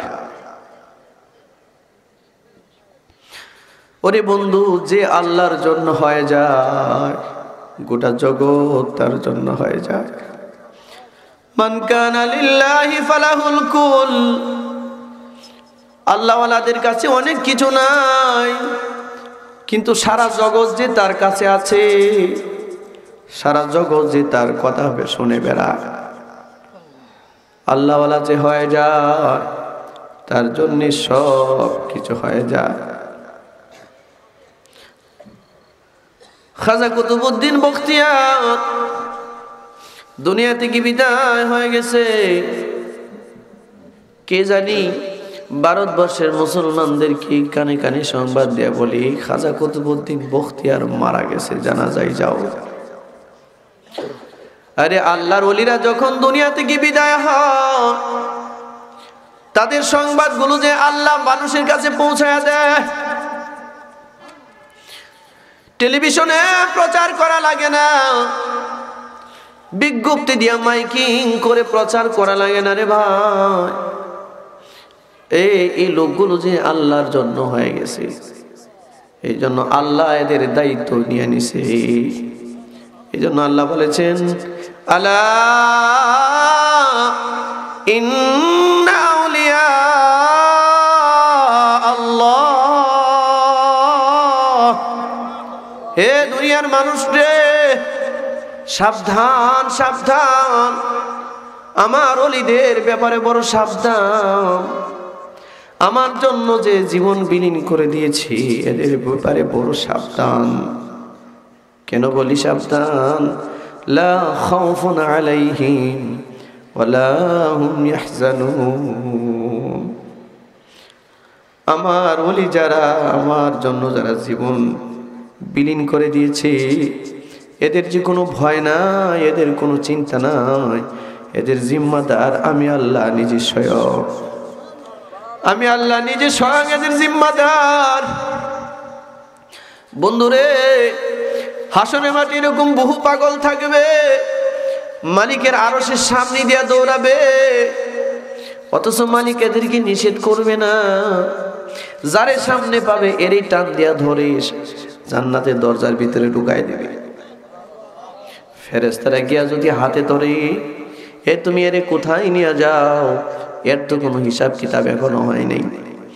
আল্লাহর ওলি ধমক দিয়া বলবে, আমি যার হাতে হাত রেখেছি ফেরেশতা, এর হাতে হাত রাখার ক্ষমতা তোমার নাই।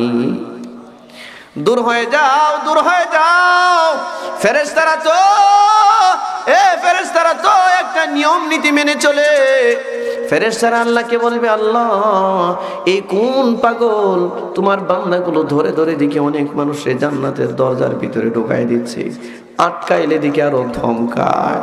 আরশ থেকে আল্লাহ ডাক দিয়া বলে, ফেরেশতারা আমার এই পাগলটারে তোরা আজকে আটকাইস না, আজকের এই দিনের জন্য তারই ইখতিয়ার দেওয়া আছে। তার যারে মনে চায় নিয়ে যাইতে দে, তারে আটকাইস না, যারে মনে চায় তারে নিয়ে যাইতে দে। ওরে বন্ধু, কেন এই পাওয়ার? আমাদের দেশের প্রধানমন্ত্রীর একান্ত সচিব যারা হয়, মাগুরা এলাকায় বিভিন্ন প্রোগ্রাম আমি করেছি। প্রধানমন্ত্রী একান্ত এক সচিব, নাম হচ্ছে সাইফুজ্জামান শিখর। এই আমার মাহফিলগুলোতে তিনি অতিথি ছিলেন। তার পাওয়ার দেখেছি। কেন তার পাওয়ার? কেন প্রধানমন্ত্রী একান্ত সচিব, কথাটি কিনা? এই জন্য তার পাওয়ার। প্রধানমন্ত্রী তার সাথে তার গভীর সম্পর্ক, এই জন্য তার একান্ত অনেক পাওয়ার আছে। বন্ধুরে, মালিকের সাথে যার সম্পর্ক হয়ে যায় তার একান্তই কিছু পাওয়ার থাকে, কথাটি কিনা? একান্তই কিছু পাওয়ার থাকে। যেখানে কোনো মন্ত্রী এমপির সুপারিশ চলে না, কিন্তু একান্ত সচিবের সুপারিশ চলে, কথাটি কিনা? ওরে আল্লাহর বান্দারা, খাজা কুতুবউদ্দিন বখতিয়ার বলে, এরে বাবা, যদি এই তিনটা শর্তের কাউকে পেয়ে যাও, তারে দিয়া জানাজা নামাজটা পড়ায় দিও। যদি এমন কাউকে না পাওয়া যায়, জানাজার দরকার নাই, বিনা জানাজায় আমারে দাফন করে দিও। খাজা কুতুবউদ্দিন মারা গেছে, কে জানি ভারতবর্ষের আল্লাহওয়ালাদের কানে কানে সংবাদ দেয়, এ খাজা আব্দুল কাদের জিলানী রহমাতুল্লাহি আলাইহি মারা গিয়েছে, তার ওয়াফাত হয়ে গিয়েছে। এ বাগদাদ নগরীতে কে জানি আওয়াজ দেয়, এ মানুষগুলোকে ডেকে ডেকে বলে, আব্দুল কাদের জিলানী মারা গিয়েছে, জানাজা ওইটার সময় হবে, তাড়াতাড়ি যাও। খাজা আব্দুল কাদের জিলানীর জানাজায় লক্ষ লক্ষ মানুষ হাজির হয়ে গিয়েছে। এরে বন্ধু, হযরতে ইমামে আবু হানিফা মারা গিয়েছে, কে জানি মুসলমানদের কানে সংবাদ দেয়, আবু হানিফা মারা গিয়েছে, কে কোথায় আছো, যাও যাও আবু হানিফার জানাজায় অংশগ্রহণ করো, কারণ এরা যাদের জীবন আল্লাহর জন্য দিয়ে দিয়েছে, কথা ঠিক কিনা? এই জন্য আল্লাহ তাদের জিম্মাদার হয়ে গিয়েছে। বন্ধুরে, আল্লাহ তো জীবন আমাকে দিয়েছে, এই জীবনটা অন্যের জন্য হতে পারে না, এই জীবনটা কেবল আল্লাহর জন্য ওয়াকফ হতে পারে। একজন বুদ্ধিমান তো এই মানুষ আল্লাহর দেওয়া জান আর মাল যে আল্লাহর জন্য ওয়াকফ করে দেয়, কথাটি কিনা? খাজা কুতুবউদ্দিন বখতিয়ারের জানাজার মাঝে লক্ষ লক্ষ মানুষ হাজির হয়ে গিয়েছে। ও আল্লাহর বান্দারা, আমাদের এই দেশের মাঝেও তো বহু জানাজার দৃশ্য আমরা দেখেছি, বহু জানাজার দৃশ্য, যেই জানাজাগুলোর মাঝে কোনো বিলি ছিল না, প্রচার বিলি ছিল না, কোনো বিজ্ঞপ্তি টিজ্ঞপ্তি ছিল না। আমরা জানাজার দৃশ্য দেখেছি শাইখুল হাদিস আল্লামা আজিজুল হকের জানাজা, যিনি বাংলা বুখারীর অনুবাদ করেছেন। শাইখুল হাদিসের জানাজায় ঢাকা শহরে লক্ষ লক্ষ লক্ষ লক্ষ আলেম ওলামারা, লক্ষ লক্ষ আল্লাহওয়ালারা, আম জনতারা হাজির হয়ে গিয়েছে। ঢাকা শহর লুকি লোকারণ্য হয়ে গেছে শাইখুল হাদিসের জানাজায়। কে মানুষকে সংবাদ দিল? কারণ তিনি যার গোলামি করতেন তিনি মানুষকে সংবাদ দিয়েছি। আমরা জানাজার দৃশ্য দেখেছি এ বাইতুল মুকাররমের একমাত্র সর্বজন স্বীকৃত খতিব আল্লামা উবাইদুল হকের জানাজার দৃশ্য, যারা জানাজার মধ্যে লক্ষ লক্ষ মানুষ হাজির হয়ে গিয়েছে। আমরা জানাজার দৃশ্য দেখেছি শাইখে বালিয়ার জানাজার দৃশ্য, যার জানাজায় লক্ষ লক্ষ মানুষ হাজির হয়ে গিয়েছে। আমরা জানাজার দৃশ্য দেখেছি আল্লামা গহরপুরীর জানাজার দৃশ্য, শাইখে গহরপুরীর জানাজার দৃশ্য, যার জানাজার মাঝে লক্ষ লক্ষ মানুষ হাজির হয়ে গিয়েছে। আমরা জানাজার দৃশ্য দেখেছি মুফতি আমিনী রহমাতুল্লাহি আলাইহির জানাজার দৃশ্য, যার জানাজার মধ্যে লক্ষ লক্ষ মানুষ হাজির হয়ে গিয়েছে। পুলিশ মানুষের হাতে ধরে রাখে, তারপরেও তার জানাজার মাঝে লক্ষ লক্ষ মানুষ হাজির হয়েছে। আমি আমার নিজের চোখে দেখেছি জানাজার দৃশ্য। ফকিহুল ফকিহুল মিল্লাত, বাংলাদেশের একমাত্র মুফতি আজম ফকিহুল মিল্লাত, বসুন্ধরা ইসলামিক রিসার্চ সেন্টারের একমাত্র প্রতিষ্ঠাতা পরিচালক ফকিহুল মিল্লাত মুফতি আব্দুর রহমান রহমাতুল্লাহি আলাইহির জানাজার দৃশ্য। তিনি যেদিন মারা গিয়েছেন এ সকাল 10টার সময় তার জানাজা। লক্ষ লক্ষ মানুষ বসুন্ধরা এরিয়া সহ পুরো ঢাকা শহর লুকে লুকে রন্ন হয়ে গিয়েছে। এ হাজার হাজার গাড়ি দেশ বিদেশ থেকে লক্ষ লক্ষ মানুষ হাজির হয়ে গিয়েছে ফকিহুল মিল্লাতের জানাজায়।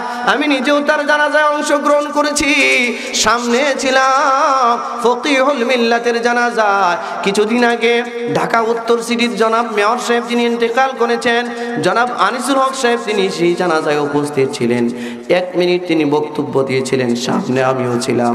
তিনি বলেছিলেন, আল্লাহর কসম, আল্লাহর কসম, আমার এই জিন্দেগিতে এমন জানাজার দৃশ্য কোনোদিন আমি দেখি নাই, যে জানাজার মাঝে বিনা নোটিশে, বিনা প্রচারণায়, বিনা বিজ্ঞপ্তিতে, বিনা এলানে, বিনা মাইকিংয়ে এত লক্ষ লক্ষ মানুষ হাজির হয়ে যায়, এর কোনো দৃষ্টান্ত আমার জীবনে আমি দেখি নাই। কেন দেখে নাই? কারণ এই লোকগুলো যে আল্লাহর জন্য ছিল, কথা দেখি না, তাদের জীবন আল্লাহর জন্য বিলীন করে দিয়েছে। খাজা কুতুবউদ্দিন বখতিয়ার, তাদের চেয়েও তো বড় এক ওলির নাম, বড় এক বুজুর্গের নাম। তিনি মারা গিয়েছেন, গোটা ভারতবর্ষে আলেমদের কানে কানে আওয়াজটা চলে গিয়েছে, ও আল্লাহর বান্দারা, খাজা কুতুবউদ্দিনের জানাজার মাঝে লক্ষ লক্ষ মানুষ হাজির হয়ে গিয়েছে, লক্ষ লক্ষ আলেম ওলামারা হাফেজ কোরআনগুলো হাজির হয়ে গেছে। জানাজার লাশটা কাঁধের মধ্যে নিয়ে খাজা কুতুবউদ্দিন বখতিয়ারের সন্তানেরা দিল্লির শাহী ঈদগাহের দিকে যায়। শাহী জামি মসজিদের সামনে গিয়া খাজা কুতুবউদ্দিনের জানাজার জন্য হাজির হয়েছে। লক্ষ লক্ষ মানুষ কাতারবন্দি হয়ে দাঁড়িয়ে গিয়েছে। লক্ষ লক্ষ মানুষ জানাজার জন্য যখন প্রস্তুতি নিয়েছি, খাজা কুতুবউদ্দিন বখতিয়ারের বড় ছেলে দাঁড়াইয়া হাত উপরে উঠাইয়া এই লক্ষ জনতাকে লক্ষ্য করে বলতেছি, এই লক্ষ লক্ষ মুসলিম জনতা, আপনাদের সামনে আমার বাবার লাশ হাজির উপস্থিত আছে। আপনাদের কাছে আমার বাবার কিছু ওসিয়ত, আমার আব্বা ইন্তেকালের আগে, মারা যাওয়ার আগে আমার আব্বাই ওসিয়ত করেছিলেন। এই ওসিয়তটা হলো এরকম, এরে বাবা, আমি মরে গেলে পরে যত তাড়াতাড়ি সম্ভব আমাকে তোমরা জানাজা দিয়ে দাফন করে দিবা, আর আমার জানাজাটা এমন লোক দিয়া পড়াইবা যেই লোকটা জীবনে কোনোদিন তাহাজ্জুদের নামাজ কাজা করে নাই। এমন একজন লোক দিয়া আমার জানাজাটা পড়াইবা যেই লোকটা জীবনে কোনোদিন আসরের সুন্নতে জায়দাটাও কোনোদিন কাজা করে নাই। এমন একজন লোক দিয়ে আমার জানাজাটা পড়াইবা যেই লোকটা জীবনে কোনোদিন তার নজর পরনারীর দিকে দেয় নাই। এমন একজন লোক যদি থাকে, এ উপস্থিত লক্ষ জনতা, আমার আব্বার নির্দেশনা মোতাবিক, আমার আব্বার ওসিয়ত মোতাবিক এমন কেউ কি আছেন? আমরা যারা তার আওলাদ আছি, আমাদের ভিতরে একসাথেই 3টা গুণ নাই, এই জন্য আমরা আমাদের আব্বার জানাজার নামাজটা পড়াইতে পারতেছি না। আপনারা কি এখানে কেউ আছেন যে একজন আমার আব্বার জানাজার নামাজটা পড়াইয়া দিবেন? এই 3টা গুণ কি কারো ভিতরে আছে? এই 3টা আমল কি কারো ভিতরে আছে? ওরে বন্ধু, উলামায়ে হিন্দ কা শানদার মাঝি কিতাবের মধ্যে আসছে, খাজা কুতুবউদ্দিনের বড় ছেলে এই কথা বলার সাথে সাথে লক্ষ লক্ষ উলামায়ে কেরামের বিশাল এক জামাত, যারা খাজা কুতুবউদ্দিন বখতিয়ারের বড় সন্তানের এই শর্তগুলো শুনি নজর নিচের দিকে দিয়ে এবার কান্না শুরু করে দিয়েছে। কাঁদতেছি কাঁদতেছি, এমন এক অলির জানাজায় হাজির হয়েছি, এমন এক আল্লাহওয়ালার জানাজায় হাজির হয়েছি যে আল্লাহওয়ালার জিন্দেগিতে আমলগুলো ছিল। একসাথে যে আমাদের মাঝে এই আমলগুলো নাই, একসাথে যে এই 3টা আমল খুঁজে পাওয়া যায় না। যেখানে হাজার হাজার শাইখুল হাদিসের বিশাল জামাত, যেখানে লক্ষ লক্ষ হাফেজে কোরআনের জামাত, হাজার হাজার মুফাসসির মুহাদ্দিসদের জামাত, হাজার হাজার 5 ওয়াক্ত নামাজের জামাত, মুসলমানদের বিশাল জামাত হাজির, কিন্তু একসাথে যে এই 3টা আমল তার মাঝে খুঁজে পাওয়া যায় না। এই জন্য লক্ষ লক্ষ জনতা জনতা নজর নিচের দিকে দিয়া বেদনার অশ্রু ছাড়তেছে, হাত কে উঠায় না, কে আছে এই আমলগুলো আছে এই জানাজার নামাজটা পড়াবে। খাজা কুতুবউদ্দিন বখতিয়ারের সন্তান প্রথমে এলান করলেন কেউ হাত উঠায় না, 2 নাম্বার আবার এলান করলেন, ঘোষণা দিলেন কেউ হাত উঠায় না, 3 নাম্বারে আবার ঘোষণা দিলেন আছেন কি কোন আল্লাহওয়ালা যার মাঝে এই 3টা শর্ত পাওয়া যায়, এই 3টা আমল পাওয়া যায়, দয়া করে একটু সামনে চলে আসুন। আজকের এই জানাজার একমাত্র অধিকার আপনার, আপনি একটু দয়া করে আমার আব্বার জানাজাটা পড়ায়া দিন। যদি কেউ না থাকে, আব্বা যে বলেছে দেরি করা যাবে না, এই আমলের যদি কাউকে না পাওয়া যায় বিনা জানাজায় আমার আব্বার দাফন যে হয়ে যাবে। কে আছেন এমন আমার আব্বার জানাজাটা একটু পড়ায়া দেন? কেউ যে হাত উঠায় না, নীরব, পুরা মাঠ নীরব, দিল্লির শাহী এলাকা নীরব হয়ে গেছে। কেউ যে আর মাথা উপরে উঠায় না, হাত আর উপরে উঠায় না। খাজা কুতুবউদ্দিন বখতিয়ারের সন্তানরা ভেবেছে হয়তোবা এই জামাতের ভিতরে কেউ নাই যে আমার আব্বার জানাজা পড়াবার অধিকার রাখে। 3 বারে এলান দেওয়ার পর খাজা কুতুবউদ্দিনের সন্তানেরা বাবার খাটিয়াটা কাঁধের মধ্যে নিচ্ছে, বিনা জানাজায় বাবাকে দাফন করে দিবি। খাজা কুতুবউদ্দিনের সন্তানেরা বাবার লাশটা খাটিয়াটা যখন কাঁধের মাঝে উঠায়, ওই লক্ষ জনতার মাঝে দূর বহু পিছনে আল্লাহর এক বান্দা হাত উঠাইছে। হাত উঠাইয়া ডাক দিয়া বলে, হে খাজা কুতুবউদ্দিন বখতিয়ারের সন্তানেরা, লাশটা কাঁধে উঠায়ও না, নামাও নামাও, খাজা কুতুবউদ্দিন বখতিয়ারের জানাজা হবে।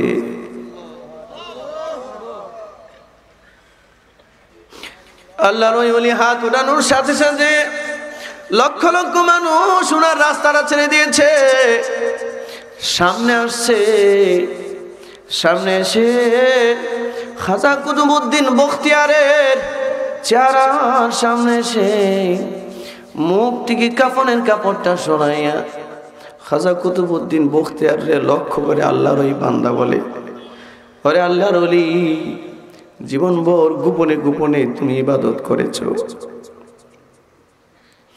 সারা জীবন তাহাজ্জুদের নামাজ পড়েছো, কাউকে তুমি দেখাও নাই, সারা জীবন ইবাদত করেছো, কোনো মানুষকে কোনোদিন দেখাও নাই, কোনোদিন তোমার থেকে তাহাজ্জুদের নামাজ কাজা হয় নাই, কোনোদিন তোমার থেকে আসরের সুন্নতে জায়দাটাও কাজা হয় নাই, কোনোদিন পরনারীর দিকে কোনোদিন তুমি দৃষ্টি দাও নাই।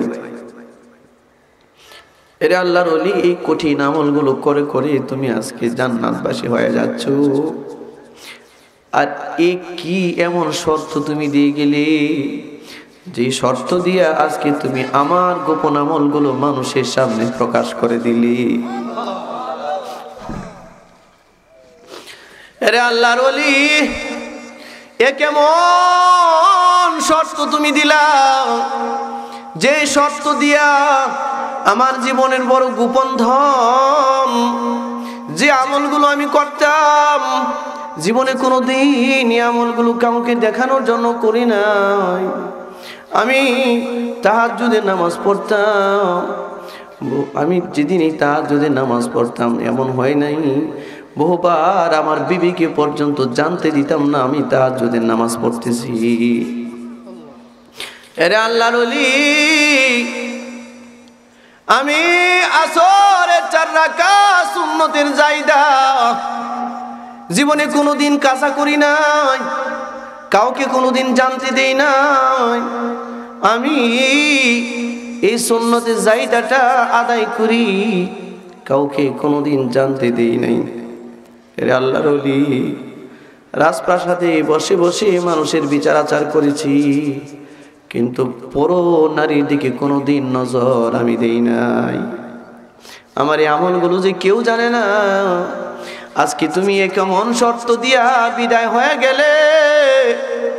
তুমি মনে করেছো যেই মালিকের গোলামি তুমি গোপনে গোপনে করেছো, এই মালিক বুঝি তোমার জানাজা না পড়াইয়াই দাফন করে দিবে? না না না, এটা হতে পারে না। যেই মালিকের ইবাদত তুমি করেছো, নিশ্চয় নিশ্চয় এই জমিনে এমন এক আল্লাহর ওলি আরো রেখেছেন, আল্লাহর বান্দা, যে তোমার জানাজা পড়াবার অধিকার রাখে।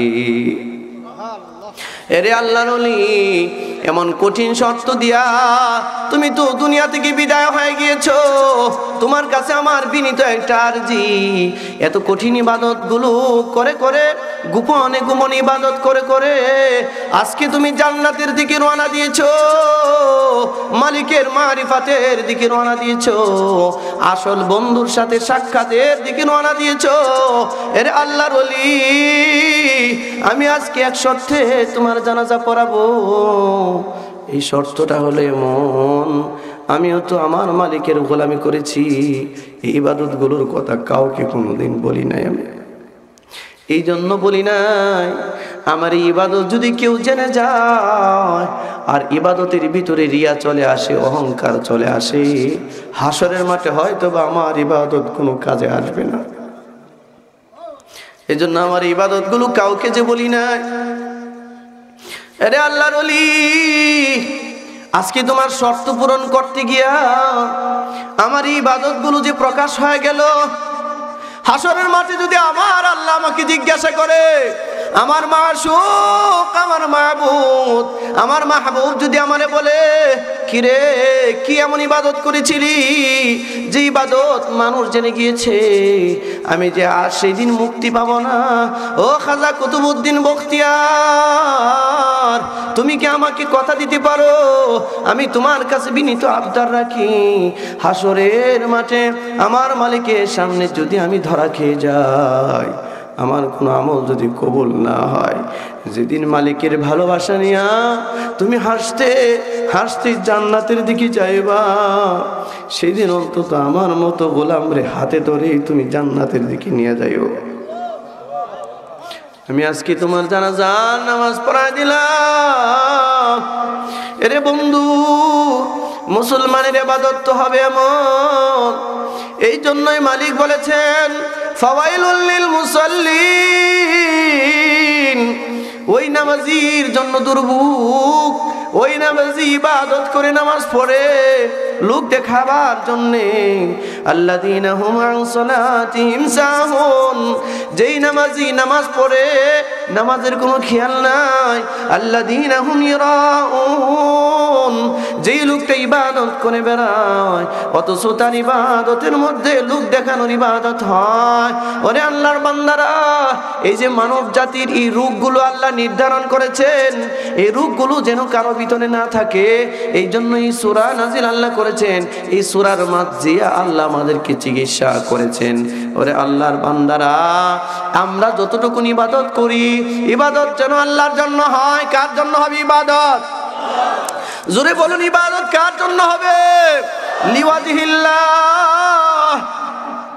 ও আল্লাহর বান্দারা, লোক দেখানো ইবাদত কখনোই করবেন না। কখনো যদি এমন কোনো চিন্তা চেতনা ভিতরে চলে আসে, এই বুঝি আমি মানুষ আমাকে প্রশংসা করলো, আমার ইবাদতটা মনে হয় খুব ভালো হয়ে গেল, না না, সাথে সাথে লা হাওলা ওয়ালা কুওয়াতা পড়বেন, আল্লাহ যেন আপনার ইবাদতটা নষ্ট না করে। ও আল্লাহর বান্দারা, ইবাদত করা কঠিন বিষয়, আল্লাহর দয়া ছাড়া কোনোদিন ইবাদত করা যায় না। এই ইবাদতটা যদি আপনার নিয়তের কারণে, গরমিল থাকার কারণে নষ্ট হয়ে যায়, হাসরের মাঠে যে আপনি খালি হাতে মালিকের দরবারে দাঁড়াবেন। এই জন্য ইবাদতের মধ্যে কোনো ধরনের লোক দেখানো, লৌকিকতা থাকবে না। মনে থাকবে তো ইনশাআল্লাহ। ইবাদত হবে কার জন্য? ইবাদত হবে একমাত্র আল্লাহর জন্য। আমার নামাজ, কুল ইন্না সলাতি ওয়া নুসুকি ওয়া মাহইয়ায়া ওয়া মামাতি লিল্লাহি রাব্বিল আলামিন। আমার নামাজ, ইন্না সলাতি আমার নামাজ, ও নুসুকি আমার কুরবানি। কুরবানি বলতে শুধু পশু কুরবানি নয়, আমার জিন্দেগীর যত ইবাদত আছে এই সব ইবাদত আমার আল্লাহর জন্য, কথা ঠিক কিনা? ও মামাতি আমার মরণ, আমার জীবন যা কিছু আছে সব একমাত্র লিল্লাহি রাব্বিল আলামিন। কার জন্য হবে? আল্লাহর জন্য হবে। ওরে আল্লাহর বান্দারা, আজকের এই আলোচনার মধ্য দিয়া আপনাদের কাছে বিনীত আরজি রাখতে চাই, এই পর্যন্ত যারা এখনো নামাজ পড়ি না, আমার নামাজ আজ থেকে শুরু হবে ইনশাআল্লাহ। কারা কারা আছেন? কারা কারা আছেন? আমার নামাজ আজ থেকে শুরু হবে। এই নামাজ কার জন্য পড়বো? আল্লাহর জন্য, লোক দেখানোর কোনো নামাজ নয়। নামাজ কার জন্য হবে? আল্লাহর জন্য। হাত নামান। এরে বন্ধু, এর যুবক, অনেকে মনে মনে ভাবতেছো ৬০-৭০ বছরে বৃদ্ধ হয়ে গেলে নামাজ পড়বা। এরে বন্ধু, তোমারে আমি বলি, আমার জীবনে কত যুবক মানুষের মরণ আমি দেখেছি, তাদের ভিতরে বহু আশা ভরসা ছিল, বাঁচবে বহু বছর, বিয়ে শাদী করবি, বাড়ি ঘর করবি, সন্তানাদি হবে, সুন্দর সংসার সাজাবে, জীবনটা সুন্দর করে সাজাবে। বন্ধুরে, অনেক সময় ফোন পাই, ওই দিন বাড্ডা থেকে একজন ফোন দিচ্ছে দিয়ে বলতেছে, হযরত আপনার বয়ান শুনতেছি, ট্রিপ থেকে আপনার বয়ান শুনতেছি, আর ঘরের মধ্যে বসে বসে চিৎকার করে কাঁদতেছি। ভাবতেছিলাম আপনাকে ফোন দিব কি দিব না, কিন্তু হৃদয়টা বড় উজাড় হয়ে গেছে যে আপনার সাথে কথা বললে মনে হয় ভালো হবে, একটু ভালো লাগবে আমার। জিজ্ঞাসা করলাম, ভাই আপনার পরিচয়? বললে, হুজুর আমার বয়স কম, আমি নর্থ সাউথ ভার্সিটিতে পড়ি, জীবনে নামাজ পড়ি নাই, হঠাৎ করে এমনি ইউটিউবে বয়ান আমি শুনি না, আপনার বয়ানটা চলে আসছে, ক্লিক করে দেখলাম, একটু শুনলাম। আমি তো দেখি আমার জীবনে যা করলাম সব ভুল করলাম, জীবন তো বৃথা, জীবন বৃথা। আজ থেকে নামাজ ধরেছি, হুজুর দোয়া করবেন, মরার আগ পর্যন্ত আর নামাজ আমি ছাড়বো না। আর আমার নামাজ হবে আমার আল্লাহর জন্য, আমার ইবাদতটা যে আল্লাহর জন্য হবে। হুজুর আপনি একটু দয়া করে আমার জন্য দোয়া করবেন। ওরে আল্লাহর বান্দারা, এরে যুবকেরা, হায়াত মৌতের কথা আমরা কেউ জানি না, কে কোন দিন থাকবো, কেউ কোন দিন থাকবো না। আজকে আমরা এই জায়গায় আছি, এমনও তো হতে পারে আগামীকালকে এই সময়টা আমরা কবরের বাসিন্দা হয়ে যাব, হইতে পারে না এরকম। আজকে তুমি যদি কবরের বাসিন্দা হয়ে যাও রে বন্ধু, তোমার জীবনে তো তুমি আল্লাহর জন্য কোনো গোলামি করতে পারো নাই, তোমার জীবনে তো তুমি তোমার মালিকের জন্য কোনো ইবাদত করতে পারো নাই। বলো দেখি, তুমি যদি আজকে কবরের বাসিন্দা হয়ে যাও, কবরের বাসিন্দা হয়ে গেলে তুমি মালিকের কাছে কি নিয়ে যাইবা? যাওয়ার মতো কিছু আসেনি, মালিকের কাছে নিয়ে যাওয়ার মতো কিছুই নাই। তুমি যে বড় অসহায় হয়ে যাবে। এর যুবক, সময় থাকতে বুঝো, সময় থাকতে বুঝো, ইবাদত বৃদ্ধ বয়সের নয়, ইবাদত তো যৌবন বয়সের ইবাদত। বন্ধুরে, তোমার যেমনে মন চায় গান বাজনা করতে, মন চায়, ভালো লাগে, আমারও ভালো লাগে, আমার মতো হাজারো আলেমের সেই গান বাজনা ভালো লাগে। এই তোমাদের যেরকম যৌবন আছে আমাদের এইরকম আছে, তোমাদের যেরকম দেশ বিদেশে ঘুরতে ফিরতে মন চায়, এনজয় করতে মন চায়, আমাদেরও মন চাই, কিন্তু করি না কেন? এই জীবনের সংকীর্ণতা, জীবনের এক সংকীর্ণতা আছে, জীবনের এক মহা সংকীর্ণতা আছে। এই সংকীর্ণ জীবনে কে কোন দিন কবরের বাসিন্দা হব জানি না, কথা ঠিক না? ওরে বন্ধু আমার, আপনার নবী বলেছেন, এ যৌবন বয়সে তুমি ইবাদত করো, সাবাআতু ইযিল্লুহুমুল্লাহু ফি যিল্লিহি ইয়াওমা লা যিল্লা ইল্লা যিল্লুহু, ইমামুন আদিল ওয়া শাবুন নাশআ ফি ইবাদাতিল্লাহি আযজা ওয়া জাল ওয়া রাজুলুন তাআল্লাকু ফিল মাসাজিদ ওয়া রাজুলান তাহাব্বান ফিল্লাহি ওয়াজতামাআ আলাইহি ওয়া ইফতারাকা আলাইহি ওয়া রাজুলুন তাসাদদাকা বিসাদাকাতিন ফাআখফাহা حتى لا تعلم شماله ما تنفق يمينه ورجل ذكر الله خاليا ففاضت عيناه আপনার আমার নবী বলেছেন এর যুবক যৌবন বয়সে যে লোকটা ইবাদত করে বেড়ায় এই লোকটা হাসরের ময়দানে আল্লাহর আরশের নিচে 2 নাম্বার সিঁড়িতে জায়গা পেয়ে যাবে 2 নাম্বার সিঁড়িতে তার জায়গা পাবে যৌবন বয়সের একটা সিজদা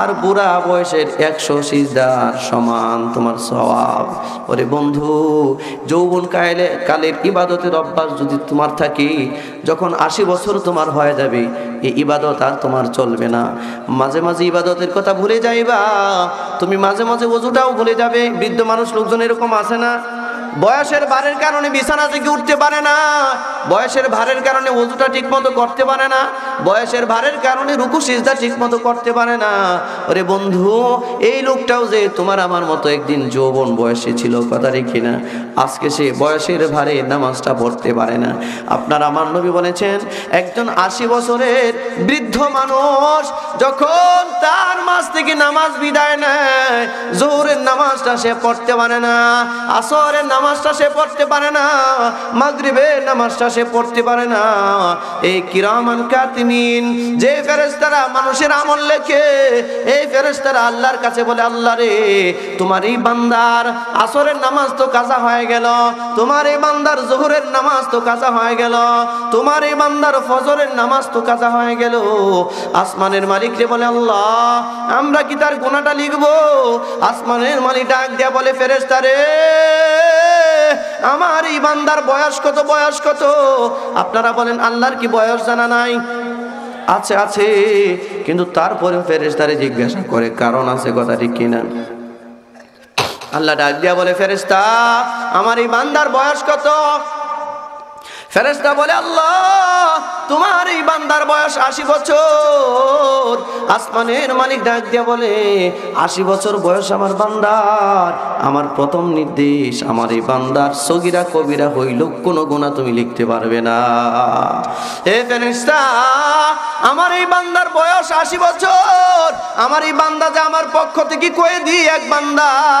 কয়েদি তার যে কোনো ব্যক্তি স্বাধীনতা নাই একটা মানুষ অন্যায় অপরাধ করলে পুলিশ গ্রেফতার করে জেলখানায় নিয়ে যায় জেলখানায় গেলে পরে তার কোনো স্বাধীনতা থাকেনি ঠিক মতো কোথাও যাইতে পারে না খাবার খাইতে পারে না ব্যক্তি স্বাধীনতা বলতে কিছু থাকে না এই 80 বছর যখন একজন ব্যক্তির হয়ে যায় আসমানের মালিক আসমান থেকে ঘোষণা করে 80 বছর বয়স্ক একজন বুড়া বৃদ্ধ মানুষের ব্যাপারে আল্লাহর ঘোষণা এই লোকটা আমার পক্ষ থেকে একজন কয়েদি কারণ এই লোকটা ইচ্ছা করলেই বিছানা থেকে উঠতে পারে না ইচ্ছা করলে ওযুটা করতে পারে না ইচ্ছা করলেই বাজার ঘাটে যাইতে পারে না ইচ্ছা করলেই যা মন চাই তাই খেতে পারে না আরে বন্ধু আসমানের মালিক ডাক দিয়া বলে এ ফেরেশতা লোকটা তো আমার কয়েদি বান্দা 80 বছর তার হয়ে গেছে আমার বান্দার এখন স্মৃতিশক্তি খুব লোপ পেয়ে গিয়েছে আমার বান্দা এখন নামাজটা ঠিক মতো পড়তে পারে না নামাজের রুকু সিজদা মনে রাখতে পারে না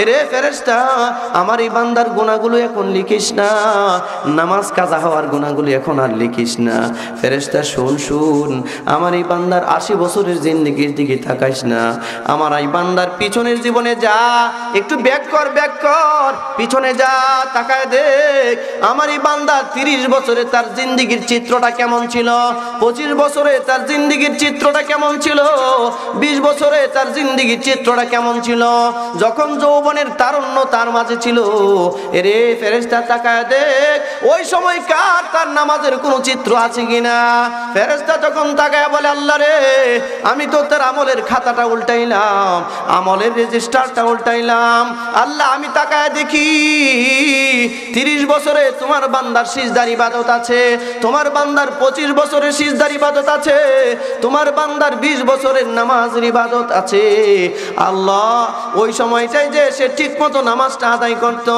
আসমানের মালিক ডাক দিয়া বলে এরে ফেরেশতা আমার বান্দার শরীরে যখন শক্তি ছিল তখন আমার বান্দা নামাজ পড়েছে এখন দেখ আমার বান্দা বড় দুর্বল আমার বান্দা বান্দা বিছানা থেকে উঠতে পারে না, এরে ফেরেশতা আমার এই বান্দার গুনাহটা এখন আর লিখিস না।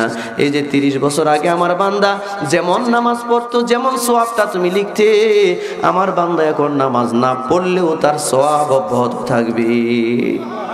নামাজ না পড়লেও তার সওয়াবটা অব্যাহত থাকবে। এই কারণে যদি তার যৌবনকালে ইবাদত থাকে, কথা ঠিক কিনা, যৌবনকালে যার ইবাদত থাকবে না, মরণকালেও তার এই বৃদ্ধ বয়সে তার এই হালতটার মধ্যে সে সওয়াব পাবে না। এই জন্য যুবক ভাইরা তোমাদের কাছে, তোমাদের পায়ে হাত রেখে বিনীতভাবে বলি, দ্বীনের দাওয়াতের ক্ষেত্রেই তোমাদের সামনে আসা। বাবা, কাউকে কটাক্ষ করে কোনো ব্যক্তি, কারোর সাথে ব্যক্তি কোনো আক্রোশ আমার নেই, কারোর সাথে জায়গা জমিনে কেউ ঠেলা ধাক্কা নাই। আল্লাহর হস্তে লিওয়াজহিল্লাহ, একমাত্র আল্লাহর জন্য এই কথাগুলো মানার জন্যই, আমিও মানার জন্যই বলছি এই কথাগুলো। আল্লাহর জন্য আমরা আজকে থেকে ইবাদত করবো ইনশাআল্লাহ। নামাজ যারা পড়ি না, আজ থেকে নামাজটা শুরু করবো ইনশাআল্লাহ। এরে যুবক, যৌবনকাল আসছে, আল্লাহ একদিন তোমাকে বৃদ্ধকাল দিবে, কিন্তু এই যৌবনকালটা তুমি ইবাদতের ভিতরে কাটাও। মা বোনরা যারা পর্দার অন্তরাল থেকে আলোচনাগুলো শুনেছেন, আমার মা বোনরা যারা আছেন, যুবক যুবতীরা যারা আছেন, আপনাদের প্রতি বিনীত আরজি আমার, অবশ্যই এটা মনে করবেন না যে আপনি বৃদ্ধ হলে নামাজ পড়বেন, বৃদ্ধ হলে ইবাদত করবেন। আরে বৃদ্ধ হবেন যে এই সময়টুকুন পাইতে তো হবে, কথা দেখি না, এই সময় তো আল্লাহ আপনাকে নাও দিতে পারে। এই জন্য এখনই আপনি ইবাদত শুরু করবেন। লজ্জতি ইবাদত আল্লাহ আমাদেরকে দান করুক। ইবাদতের একটা লজ্জত, ইবাদতের একটা স্পৃহা, হিরসি ইবাদত আল্লাহ তাআলা আমাদেরকে দান করুক, বলুন আমিন। আর আবু জাহেলের যতগুলো স্বভাব আমাদের মাঝে আছে, এই স্বভাবগুলো আল্লাহ আমাদের থেকে দূর করে দিক, সকলে বলুন আমিন। সর্বশেষ আপনাদের কাছে বিনীত আবদার, সামনে আরো অনেক আলোচনা ছিল, অনেক দীর্ঘ আলোচনা হয়েছে, কোনোদিন মৌকা হলে আবারও দেখা হবে, আলোচনা হবে ইনশাআল্লাহ। আল্লাহ তৌফিক দিক, বলুন আমিন।